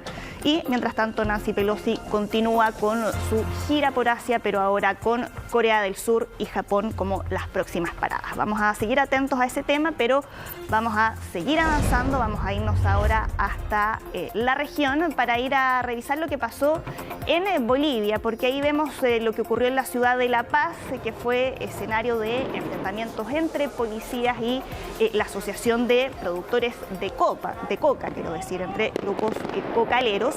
Y el origen de este conflicto que se ha extendido por algunos días tiene que ver con el control de la comercialización de la hoja de coca. Y aquí los manifestantes están acusando la conformación de un mercado paralelo que está en manos de grupos afines al gobierno de Luis Arce. Y lo que dicen es que solo ellos tienen la autorización para comercializarlo de manera legal, por lo tanto los están acusando de actuar de manera ilegal y de contar además con el apoyo del gobierno en una manifestación que, como vemos, terminó con incidentes que se extendieron por poco más de una hora y que dejó un saldo de varios policías y un periodista que estaba cubriendo esas manifestaciones que resultaron heridos. Nos vamos a ir ahora hasta Francia, que están atravesando la tercera ola de calor de la temporada. Ya hemos comentado reiteradamente cómo con la crisis climática este tipo de fenómenos se van a hacer más frecuentes, más intensos, cerca de 40 grados en algunas localidades. Pero no bajan las temperaturas, cuando algunos pensaban que ya a lo mejor esta ola de calor había pasado, lo cierto es que siguen. En las últimas semanas habíamos tenido algo de alivio, pero dentro de lo que significa el verano en Europa, a estas alturas del año, con temperaturas cercanas a los 35 grados Celsius, pero ahora nuevamente están volviendo a los 40 grados y con consecuencias como lo que estamos viendo ahí, el riesgo de sequía. Francia es uno de los países más vulnerables al riesgo de sequía y hay algunas regiones en las que se está planteando la posibilidad de racionamiento, tal como ya lo hemos visto en otros países que son vulnerables a este tipo de fenómenos, como es el caso de Italia, por ejemplo. En países como España también se ha visto cómo las temperaturas han estado aumentando, al igual que en Francia, con el riesgo de incendios forestales, sabiendo que todavía hay focos que siguen activos y que se habían iniciado hace varias semanas y que todavía no han podido ser controlados por completo. Sigamos ahora en Estados Unidos, vamos a irnos hasta el estado de Kansas, que es noticia porque se convirtieron en el primer estado que aprueban a través de un referéndum mantener el derecho al aborto, que era lo que ya estaba consagrado en la Constitución de ese estado y que en vista de la revocación por parte de la Corte Suprema del fallo Roe versus Wade, que consagraba el derecho al aborto a nivel federal, en esta ocasión esa decisión queda en manos de los estados y es por eso que desde el estado de Kansas decidieron someterlo a un referéndum, lo que significa ahí un golpe para los grupos más conservadores. Pero interesante que en el fondo existía este camino y finalmente pesa más entonces lo que determine cada estado a través de esta vía. Claro. Y aquí lo que se decidió era mantener las cosas como estaban, porque bueno, en esta votación más del 60% votó por rechazar cambiar la constitución del estado, que además es interesante porque la gobernación de Kansas, si bien está en manos de los demócratas, Kansas es un estado de tradición republicana, por lo tanto estaban ahí... Conservador. Exactamente, estaban todos los ojos puestos en lo que iba a ocurrir porque eso podía terminar marcando un precedente para otros estados. Y con esta decisión, por lo tanto, el aborto en Kansas va a seguir siendo legal hasta las 22 semanas. Y tenemos estas imágenes que nos llegan desde Rusia en un incendio que afectó un almacén ahí cerca de Moscú y que resultó con una persona fallecida y 3 heridas por este incendio, que es en una bodega propiedad de la empresa Ozon, que es una empresa que vendría a ser el equivalente de Amazon en Rusia, que está destinada al comercio electrónico, y dentro de ese lugar se guardaba algunos materiales altamente inflamables, lo que explica aquí la magnitud de este incendio, que según el personal de emergencia y los bomberos que estuvieron tratando ahí de combatir las llamas y de poder apagar este incendio, que como veíamos dejó ahí una nube de humo que fue visible desde distintos puntos de la capital, habría sido un incendio intencional provocado. Se está todavía investigando bien el origen, pero esa sería la primera causa que se está manejando, y más allá de las personas que resultaron heridas en general, valoraron que se pudo evacuar de forma segura a la mayoría de los empleados que estaban ahí. Sí, porque parece que igual fue más o menos difícil el controlarlo, ¿no? Sí, estaba ahí revisando en la información. Estuvieron varias horas tratando de poder apagarlos, y eso movilizó además a personal de bomberos que por aire y por tierra estuvieron tratando de poder controlar este incendio. Y presten atención a lo que vamos a revisar ahora, porque en Australia encontraron desechos espaciales que pertenecen a una de las naves de SpaceX, de la compañía de Elon Musk, y que fue un hallazgo de criadores de ovejas que estaban pasando por el lugar y se encuentran con esto que les llamó mucho la atención, y ahí decidieron llamar a personal de la Agencia Espacial Australiana para poder tener la confirmación si es que efectivamente se trataba de basura espacial o no. Y aquí finalmente lo confirmaron, y lo que creen los que han estado estudiando todo esto es que son escombros que vienen del maletero despresurizado de la cápsula, que es una parte de la cápsula que es fundamental en el despegue de estas naves. Y se dieron cuenta además que el momento y la ubicación de estos escombros sí coincidían con el lanzamiento de una de las naves de SpaceX, con el regreso a la Tierra, que había sido hace poco, había sido el 9 de julio, que había partido en el noviembre de 2020, pero esto también genera ahí varias preguntas, si es que vamos a ver riesgos de que te caiga imagina trozo de esta basura una pieza espacial de esta, si te cae encima y te mata derechamente.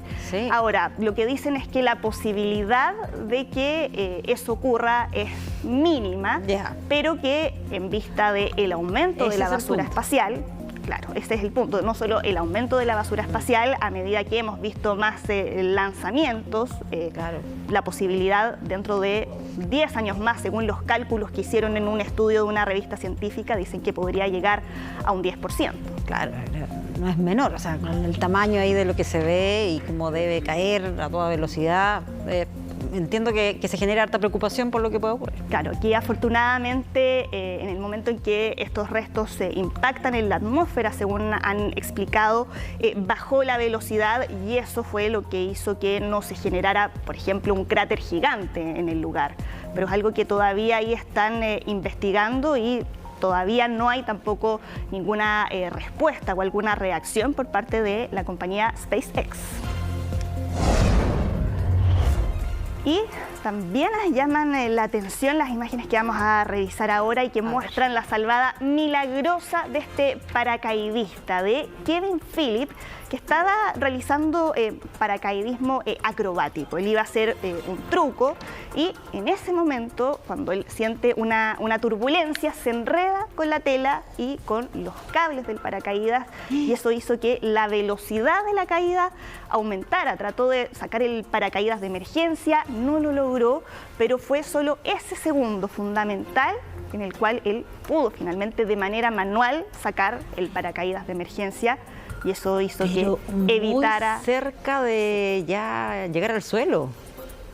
Y claro, va cayendo obviamente sin el paracaídas a toda velocidad y tratando de controlar la situación, de buscar ahí una alternativa. No, qué tremenda salvada, ¿no? Y eso, claro, un impacto a ese nivel pudo haber significado su muerte o haber terminado con lesiones gravísimas. Gracias a su expertiza, que es un paracaidista con mucha experiencia, alcanzó a actuar a tiempo, a maniobrar para evitar que esto terminara en una desgracia. Ay, mira. Ahí recién cuando logra, y eso ahí ya muy cerca del suelo. Ahí, mira, ahí. Mira. Esto alcanza en parte a amortiguar el golpe que hubiera significado si es que no hubiera actuado de esa forma, en un video que fue difundido por él mismo a través de sus redes sociales, y dijo que todavía no había llegado su hora, todavía no ha llegado el momento y que va a volver a lanzarse seguramente. Seguramente, pero ya con toda la experiencia y el manejo que tiene ante este tipo de situaciones. Vamos a terminar en Nueva York con esta estatua que está causando ahí interés en la zona de Central Park, en un parque para niños, y que es una estatua del presidente ruso Vladimir Putin, que como vemos está pintada de rojo completamente, y que es parte de una intervención de un artista francés que no es primera vez que ha trasladado esta estatua a lo largo de distintas ciudades del mundo. Ya ha hecho lo mismo en ciudades como Barcelona, también en los jardines de Luxemburgo, en París, y lo que busca ahí es poder llamar la atención y que se genere un debate en torno a su figura y a lo que ha significado ahora en el contexto de la invasión rusa a Ucrania. Muchos niños ahí que tampoco entienden muy bien de qué se trata, pero algunos de los padres han aprovechado la oportunidad para explicarles lo que está pasando y también para poder manifestar su opinión y su descontento sobre lo absurda que es la guerra y muchos otros temas que han surgido ahí en el debate a partir de la invasión rusa. Y en medio además de la ola de calor en Estados Unidos, y muchos niños aprovechan ahí de apuntar sus pistolas de agua hacia esta estatua de Vladimir. Una intervención artística. Ahora no creo que le guste mucho a Vladimir Putin. Seguro que no. 2 de la tarde ya con 31 minutos. Muchas gracias, Soledad Agüero, por acompañarnos acá con todas estas informaciones internacionales. Gracias a ti, que estés bien. Nos vamos a quedar con esa imagen de Vladimir Putin para irnos a una pausa, pero ya vamos a estar de inmediato de regreso con más noticias aquí en Chilevisión. Nestlé, contribuyendo a una buena vida. El debate de Chile. Estreno, jueves 4 de agosto, a continuación de Doctor Milagro. Chilevisión Noticias llegó a Pluto TV, las 24 horas y gratis. Y The Voice Chile, hoy, gran final, a las 22:30 horas. Están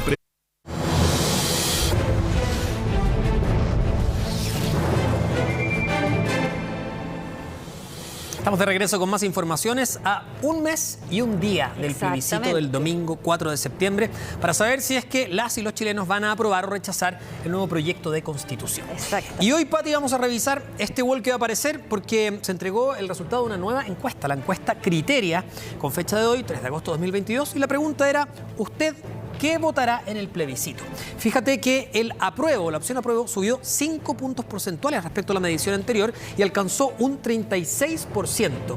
Y el rechazo disminuyó 3 puntos porcentuales, quedando en un 45%. De todas maneras, de acuerdo a esta encuesta, es la opción que lidera las preferencias. Claro, se estrechan los resultados, pero sigue liderando el rechazo. ¿Y cuántas son las personas que hasta este momento todavía no tienen clara su decisión? Bueno, un 19% de los encuestados se considera como indeciso. Todavía no sabe si va por el apruebo o por el rechazo. ¿Que podría marcar la diferencia considerando? Exactamente, porque un 19% no es menor. No es la única encuesta que se ha entregado en los últimos días. ¿De qué manera van tomando estos resultados en los distintos comandos? Se lo vamos a preguntar a Martín Ortiz, que está ahí tomándole el pulso a la campaña. ¿Cómo estás, Martín? Hola, Martín.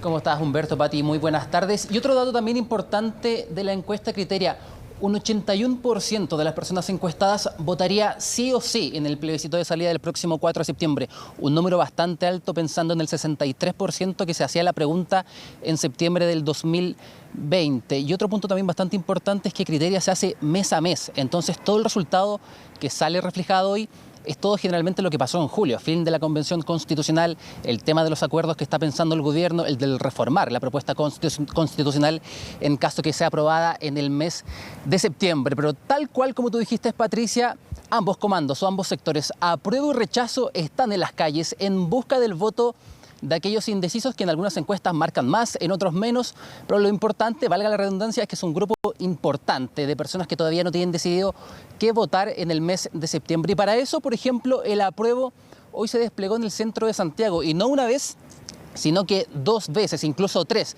Pero vamos a pasar comentando lo que sucedió esta mañana ahí en pleno centro de Santiago, donde dirigentes sindicales, también parte de las vocerías de Aprueba por Chile, se reunieron para firmar un acuerdo en torno a la propuesta constitucional. Estuvo gente de la CUT, de la ANEF, también sindicatos de trabajadores, como dije anteriormente, voceros de Aprueba por Chile como Ezio Costa, firmaron este acuerdo de que para ellos la propuesta constitucional trae bastantes mejoras en el ámbito laboral y también en el ámbito sindical, momento que también fue aprovechado para conversar con la ciudadanía, entregarles partes de la propuesta constitucional y también qué elementos son importantes al momento de votar el próximo 4 de septiembre. Todo esto, obviamente, según la visión de la apruebo. No fue la única, sino que también más tarde en el Palacio de la Moneda, unos 40 minutos más tarde, fueron también dirigentes de los movimientos sociales o voceros de los movimientos sociales por el apruebo para entregarle una carta al presidente de la República, Gabriel Boric. ¿Qué es lo que busca esta carta? Es que la propuesta constitucional, estas partes de las 900.000 propuestas constitucionales que el gobierno mandó imprimir, sean entregadas con más eficacia a la ciudadanía. Ellos también hacen una pequeña crítica al gobierno, explicando que esta propuesta se ha entregado de forma más bien lenta, que falta que parte de la ciudadanía también se haga consciente y sea entregada a aquellos para que la puedan leer. E incluso el presidente del Colegio de Profesores y Profesoras va un poco más allá y planteó y esbozó la posibilidad de que cada profesor en Chile, cada profesor y profesora, tenga una propuesta constitucional para que pueda ser también conversada en las salas de clases y también, según palabras de él, por un tema de educación cívica. Pero para saber lo que pasó esta jornada en el Centro Santiago y también en el Palacio de la Moneda, pasemos a escuchar al presidente del Colegio de Profesores y Profesoras, Carlos Díaz, y también a la ex constituyente Alondra Carrillo. Nosotros como organizaciones sociales hemos tenido serios problemas para que se nos entreguen ejemplares de esta nueva Constitución. Se está entregando una cantidad muy pequeña.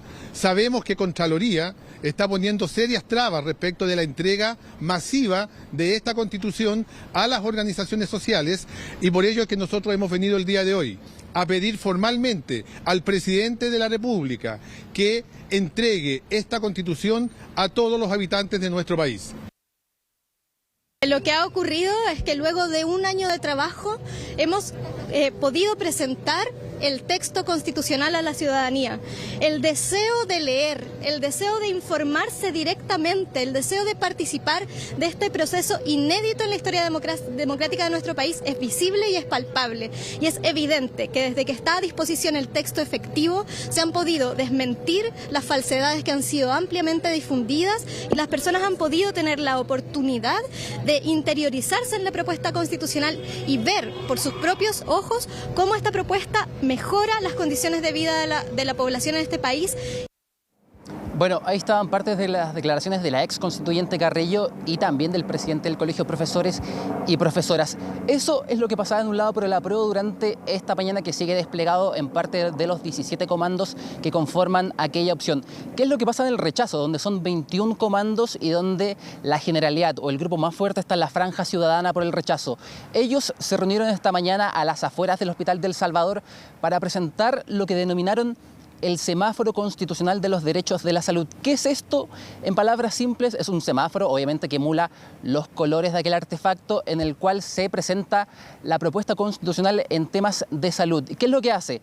En estos tres colores, en el rojo, en el amarillo y en el verde, se van colocando cada uno de los incisos de este artículo y se va expresando si es que quedó bien estipulado en la propuesta constitucional, tiene ciertas ambigüedades o es un buen texto para presentar a la ciudadanía.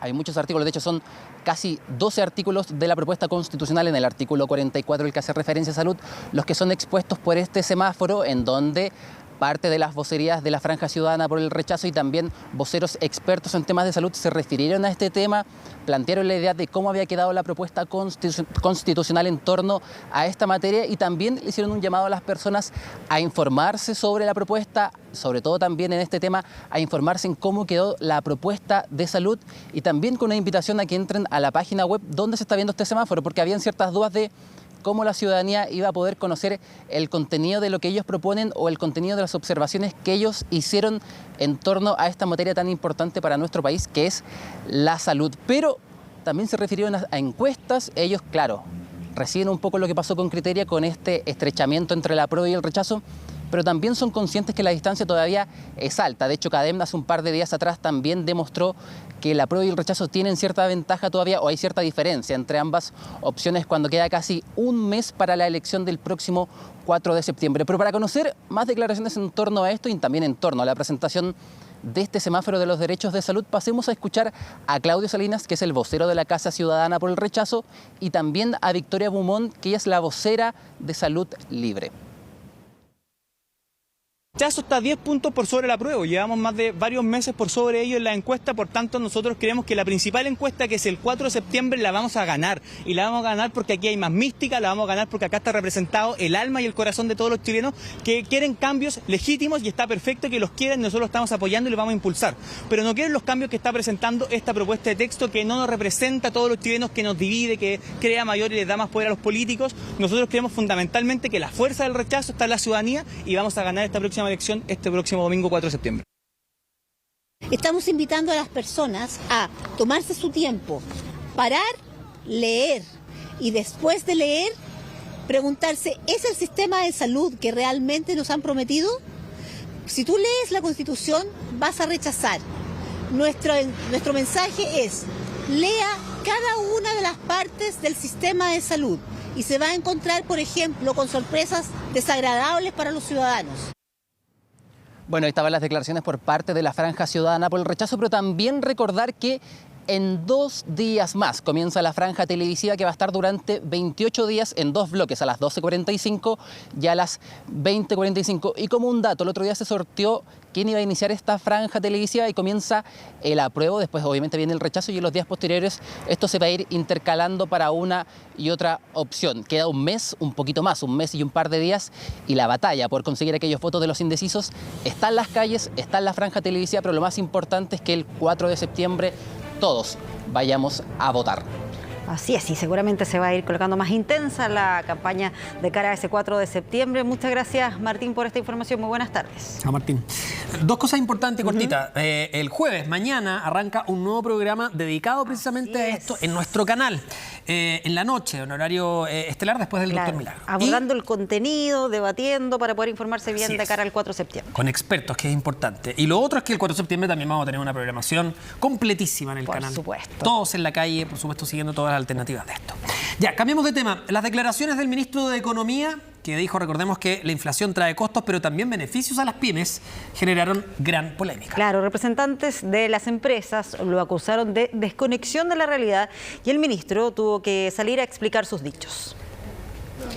Polémicas y diversas reacciones han generado estas palabras del ministro de Economía, Nicolás Grau. Las pymes, compran insumos Entonces, desde el punto de vista de su compra de insumos, la inflación les perjudica, pero también venden productos. Y desde esa perspectiva, parte de los productos también los pueden vender un poco más alto. En entrevista con Radio Duna, el ministro hizo hincapié en la situación que viven las pymes y los beneficios que le traería la inflación, palabras que no fueron bien recibidas por los trabajadores del rubro. Lamento decirle al ministro que mayor precio no significa mayor margen, ni menos mayor EBITDA, ni menos utilidades.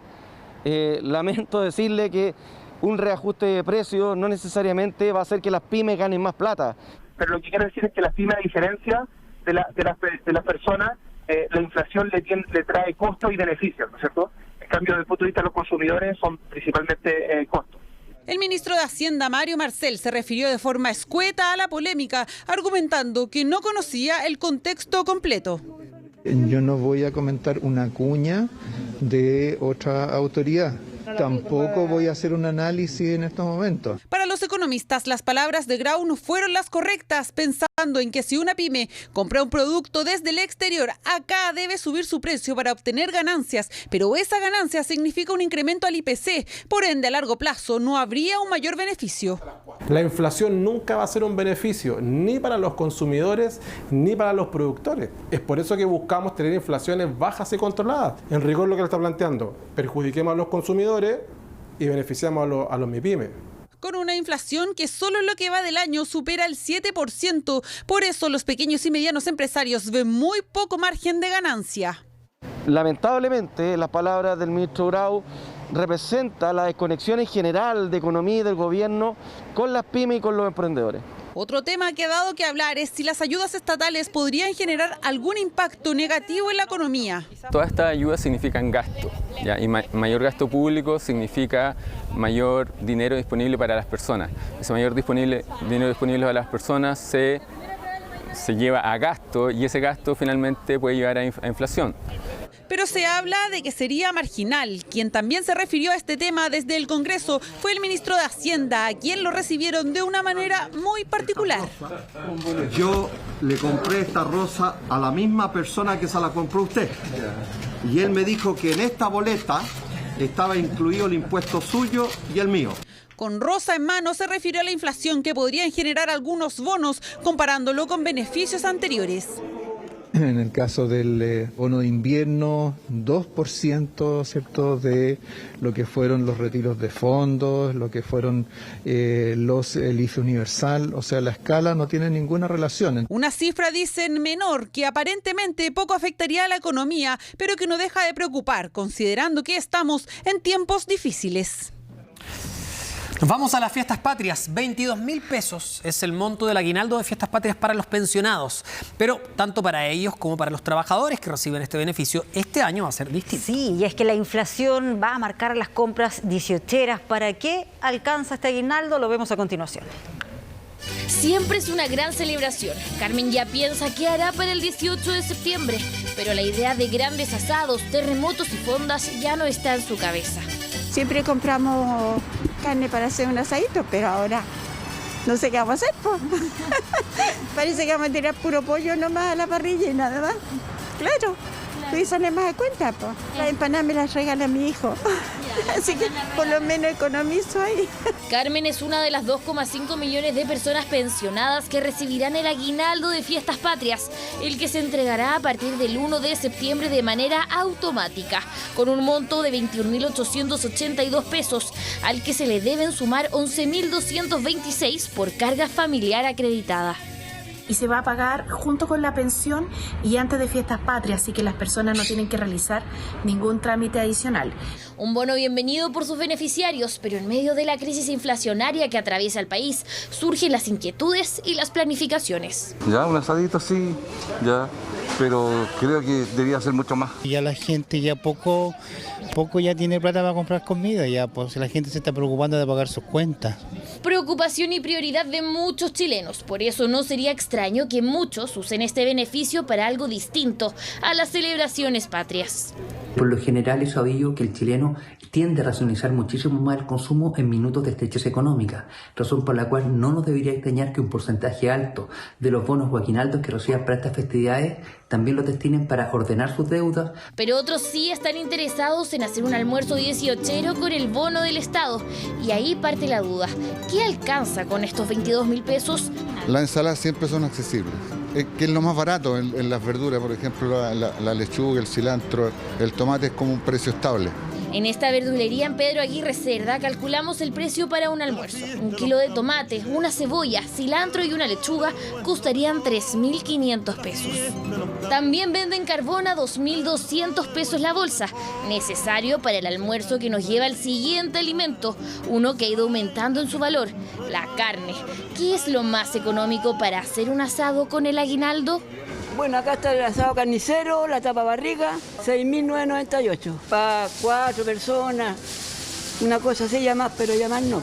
1,5 kilos de asado carnicero, 1,5 kilos puede ser de poste paleta. El lomo ya estamos a 10.000 pesos el kilo. Sí, algo alcanza para el aguinaldo.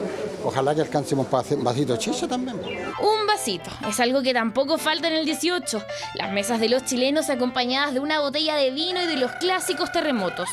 Mucha, más o menos unos 7.000 pesos, 8.000 pesos más o menos aproximados. Estamos hablando de una botella tiene que llevar granadina, otro puede llevar para hacer terremoto.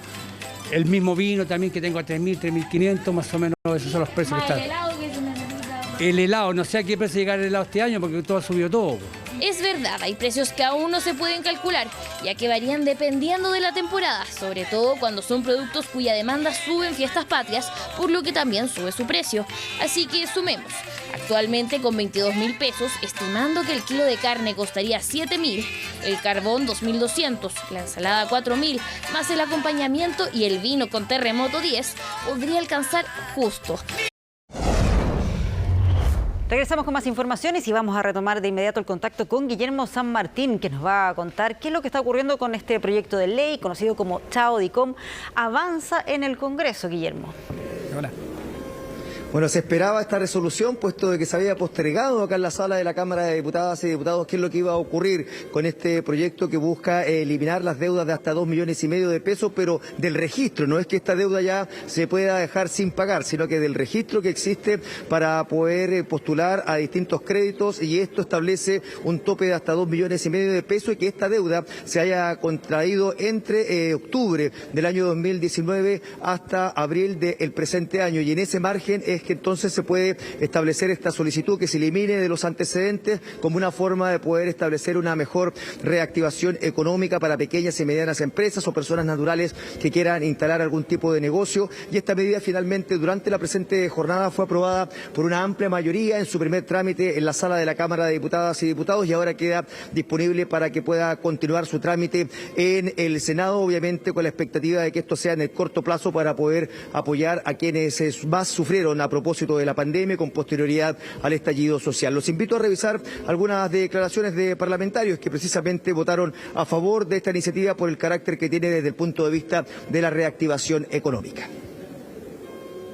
Son 4 millones de chilenos que hoy día se encuentran en estado de morosidad. Este proyecto lo que va a hacer es permitir que esos 4 millones tengan hoy día una segunda oportunidad. Nosotros lo que hemos hecho hoy día es construir una mayoría amplia, que justamente es lo que la gente quiere, que nos pongamos de acuerdo las distintas fuerzas políticas en beneficios para la ciudadanía. Y eso es lo que hicimos hoy día con la aprobación en la Cámara de Diputados del Chao DICOM, que va a permitir que la gente tenga una segunda oportunidad y que además va a permitir reactivar la economía por que no extingue la deuda. La deuda va a continuar en la institución que la persona debe. La puede cobrar, la puede accionar, no tiene problema en eso. Lo que no se puede hacer es publicar esa deuda para darle una segunda oportunidad a aquellas personas desde el estallido social de 2019 hasta octubre de 2019 hasta abril de 2022 que han caído en falencia y que necesitan recuperarse. Sobre todo las pymes que la han pasado muy mal. Sabemos los problemas económicos que están viviendo, principalmente por la situación internacional, por lo tanto creemos de que todas esas personas que cayeron en desgracia económicamente durante todo este periodo necesitan reactivarse, principalmente también pequeñas empresas, los negocios de barrio que se han visto endeudados, entonces esto les va a permitir poder acceder a recursos, a créditos que le den, como decimos nosotros, esta segunda oportunidad.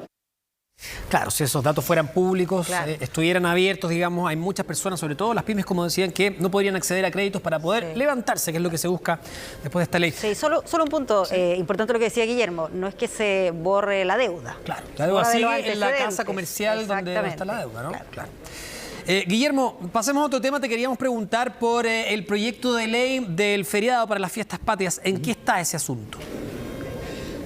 Bueno, fíjense que aún no ingresa, estaba presupuestado, como lo habíamos comentado previamente, que se realizara el anuncio por parte del ministro secretario general de la Presidencia acá en el Congreso Nacional. Eso obviamente se alteró a propósito de la contingencia, pero ya se ha definido que mañana sí o sí, desde el Ministerio del Trabajo, desde el Ministerio de Hacienda, se van a entregar los detalles de este proyecto de ley para que ya inicie su tramitación en los próximos días, y vamos a estar muy atentos, puesto que fíjense que ahora hay una sesión especial acá en la sala del Senado en la que está citada la ministra del Interior, y es probable que pueda darse cuenta en esa instancia, al momento de iniciarse la sesión de la sala, de un eventual ingreso de esta iniciativa, manteniéndose, eso sí, la idea de entregar detalles ya en la jornada de este jueves, pero aún no hay nada resuelto en términos del trámite en sí, en el sentido de que si ya ha ingresado o no acá al Congreso Nacional. Eso podría resolverse dentro de los próximos minutos, así que podría haber novedades sí o sí, a más tardar este jueves, en torno a esto que es tan esperado, un nuevo feriado para fiestas patrias. Claro, Patricia para Humberto. conocer ahí los detalles. Guillermo, hay solo dos dudas.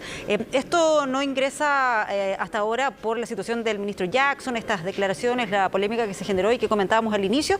Y lo otro, si esto ingresa el día de hoy, ¿hay alguna estimación de cuánto tiempo podría demorar la tramitación? Bueno, exactamente, esto se posterga precisamente porque era el ministro secretario general de la Presidencia el encargado de dar el punto de prensa acá en el Congreso Nacional, y por la situación en que estaba enfrentado prefirieron postergarlo, puesto que si no se va a desviar el foco en la agenda que está pretendiendo el Ejecutivo sobre este feriado en particular, y se ha designado ya para mañana al ministro de Hacienda y a la ministra de Trabajo sobre esta tarea. Y finalmente, respecto a lo que señalan en su tramitación, esto podría ser muy expedito, considerando de que hay unanimidad en la posibilidad de entregar un apoyo a un nuevo feriado. Muy bien, Guillermo San Martín, seguimos atentos a ese y otros temas, por supuesto. Gracias, Guillermo. Gracias, Guillermo. Vamos a otro tema. El Servicio de Impuestos Internos comenzó a cobrar IVA a varias empresas de servicios digitales extranjeras que no pagaban impuestos en el país. La mayoría son de videojuegos en línea, o también de casas de apuestas deportivas, que está bien de moda en el último tiempo, y servicios de streaming. Primero fue el turno de Netflix, Spotify o Amazon Prime Video, servicios digitales que en 2020 debieron comenzar a pagar el 19% de IVA, una modificación que, claro, finalmente implicó un alza para los usuarios. O sea, que éramos no independientes del impuesto, es lo que ya nos acostumbramos a utilizar constantemente en nuestra vida diaria. Yo creo que la empresa debería tomar ese costo. Medida polémica pero validada por la ley, aunque, ojo, hubo varias empresas extranjeras de servicios digitales que nunca realizaron el trámite, lo que significó que el Servicio de Impuestos Internos los ingresara en una especie de lista negra. Y a partir de esta semana, a esas compras online, sí o sí, se les cobrará el IVA, que a su vez afectará a los usuarios. Hay varias empresas. Leyendo el listado del Servicio de Impuestos Internos, pillé Konami en videojuegos, Square Enix en videojuegos, otras compañías móviles, a los que les gusta el Fútbol Club Barcelona, incluso WordPress. ¿Es usted de los que compra videojuegos en línea, participa en casas de apuestas, ha adquirido alguna vez rutinas de ejercicios de manera online? Hay varios de esos servicios digitales a los que se les cobrará el impuesto adicional del 19% y que aparecerá en sus tarjetas. Es importante que los consumidores se informen de este cobro y evalúen el pago del IVA en el proceso de compra, puesto que se verá reflejado en las cuentas a partir de la implementación de la normativa. Son 32 las plataformas que hemos seleccionado, en las cuales se tendrá que retener por parte de las entidades bancarias el IVA a los servicios digitales. Concretamente serán los bancos y otras entidades que emiten tarjetas de créditos o débito quienes retendrán el 19% de las transacciones que se realizan en estas plataformas para que el dinero finalmente entre en arcas fiscales. O sea, seguir cobrándonos impuestos hasta porque quieras jugar, no me parece. Lo veo como una forma de obtener más recursos. lo más probable es que hayan otras plataformas u otros sitios donde se pueda seguir comprando quizás las mismas cosas y evitar el pago del IVA. En este listado hay plataformas conocidas de streaming de anime, portales de apuestas de fútbol, compraventas de entradas de conciertos y sobre todo tiendas de juegos digitales. Tienes que pagar el juego, tienes que pagar el shipping, tienes que pagar un posible aduanazo en el caso de que te llegue por correo de Chile, por ejemplo. Además que también con la inflación, muchos juegos también están un poco más altos en el precio. Lo importante es que usted se informe y revise el listado en el sitio web de Servicios Impuestos Internos para ver si consume o no en una de estas empresas, para así luego evaluar si quiere seguir comprando en ellas. Bueno, 3 de la tarde con 29 minutos, ya estamos llegando al final de esta revisión de noticias. Rápidamente le damos el pase a Karina Álvarez en Contigo en Directo. ¿Cómo estás, Karina? Hola, Karina. Bien, Pati, Humberto, estamos listos para comenzar a revisar diversas informaciones. Vamos a partir por un caso muy particular que quedó al descubierto ayer en Viña del Mar y tiene que ver con la muerte de una joven abogada, ¿no? Que sale con unos amigos en el transcurso de la noche, se junta con otras personas y lamentablemente luego aparece sin vida. Hay una serie de críticas que ha hecho su círculo más cercano a la forma en que se ha encabezado esta investigación. Vamos a estar abordando eso, pero además, ¿qué habría pasado? ¿En qué circunstancias se produce esta muerte? Así es que eso y más esta tarde aquí en Contigo en Directo. Excelente, buen programa. Nos vemos, un abrazo, que estén muy bien.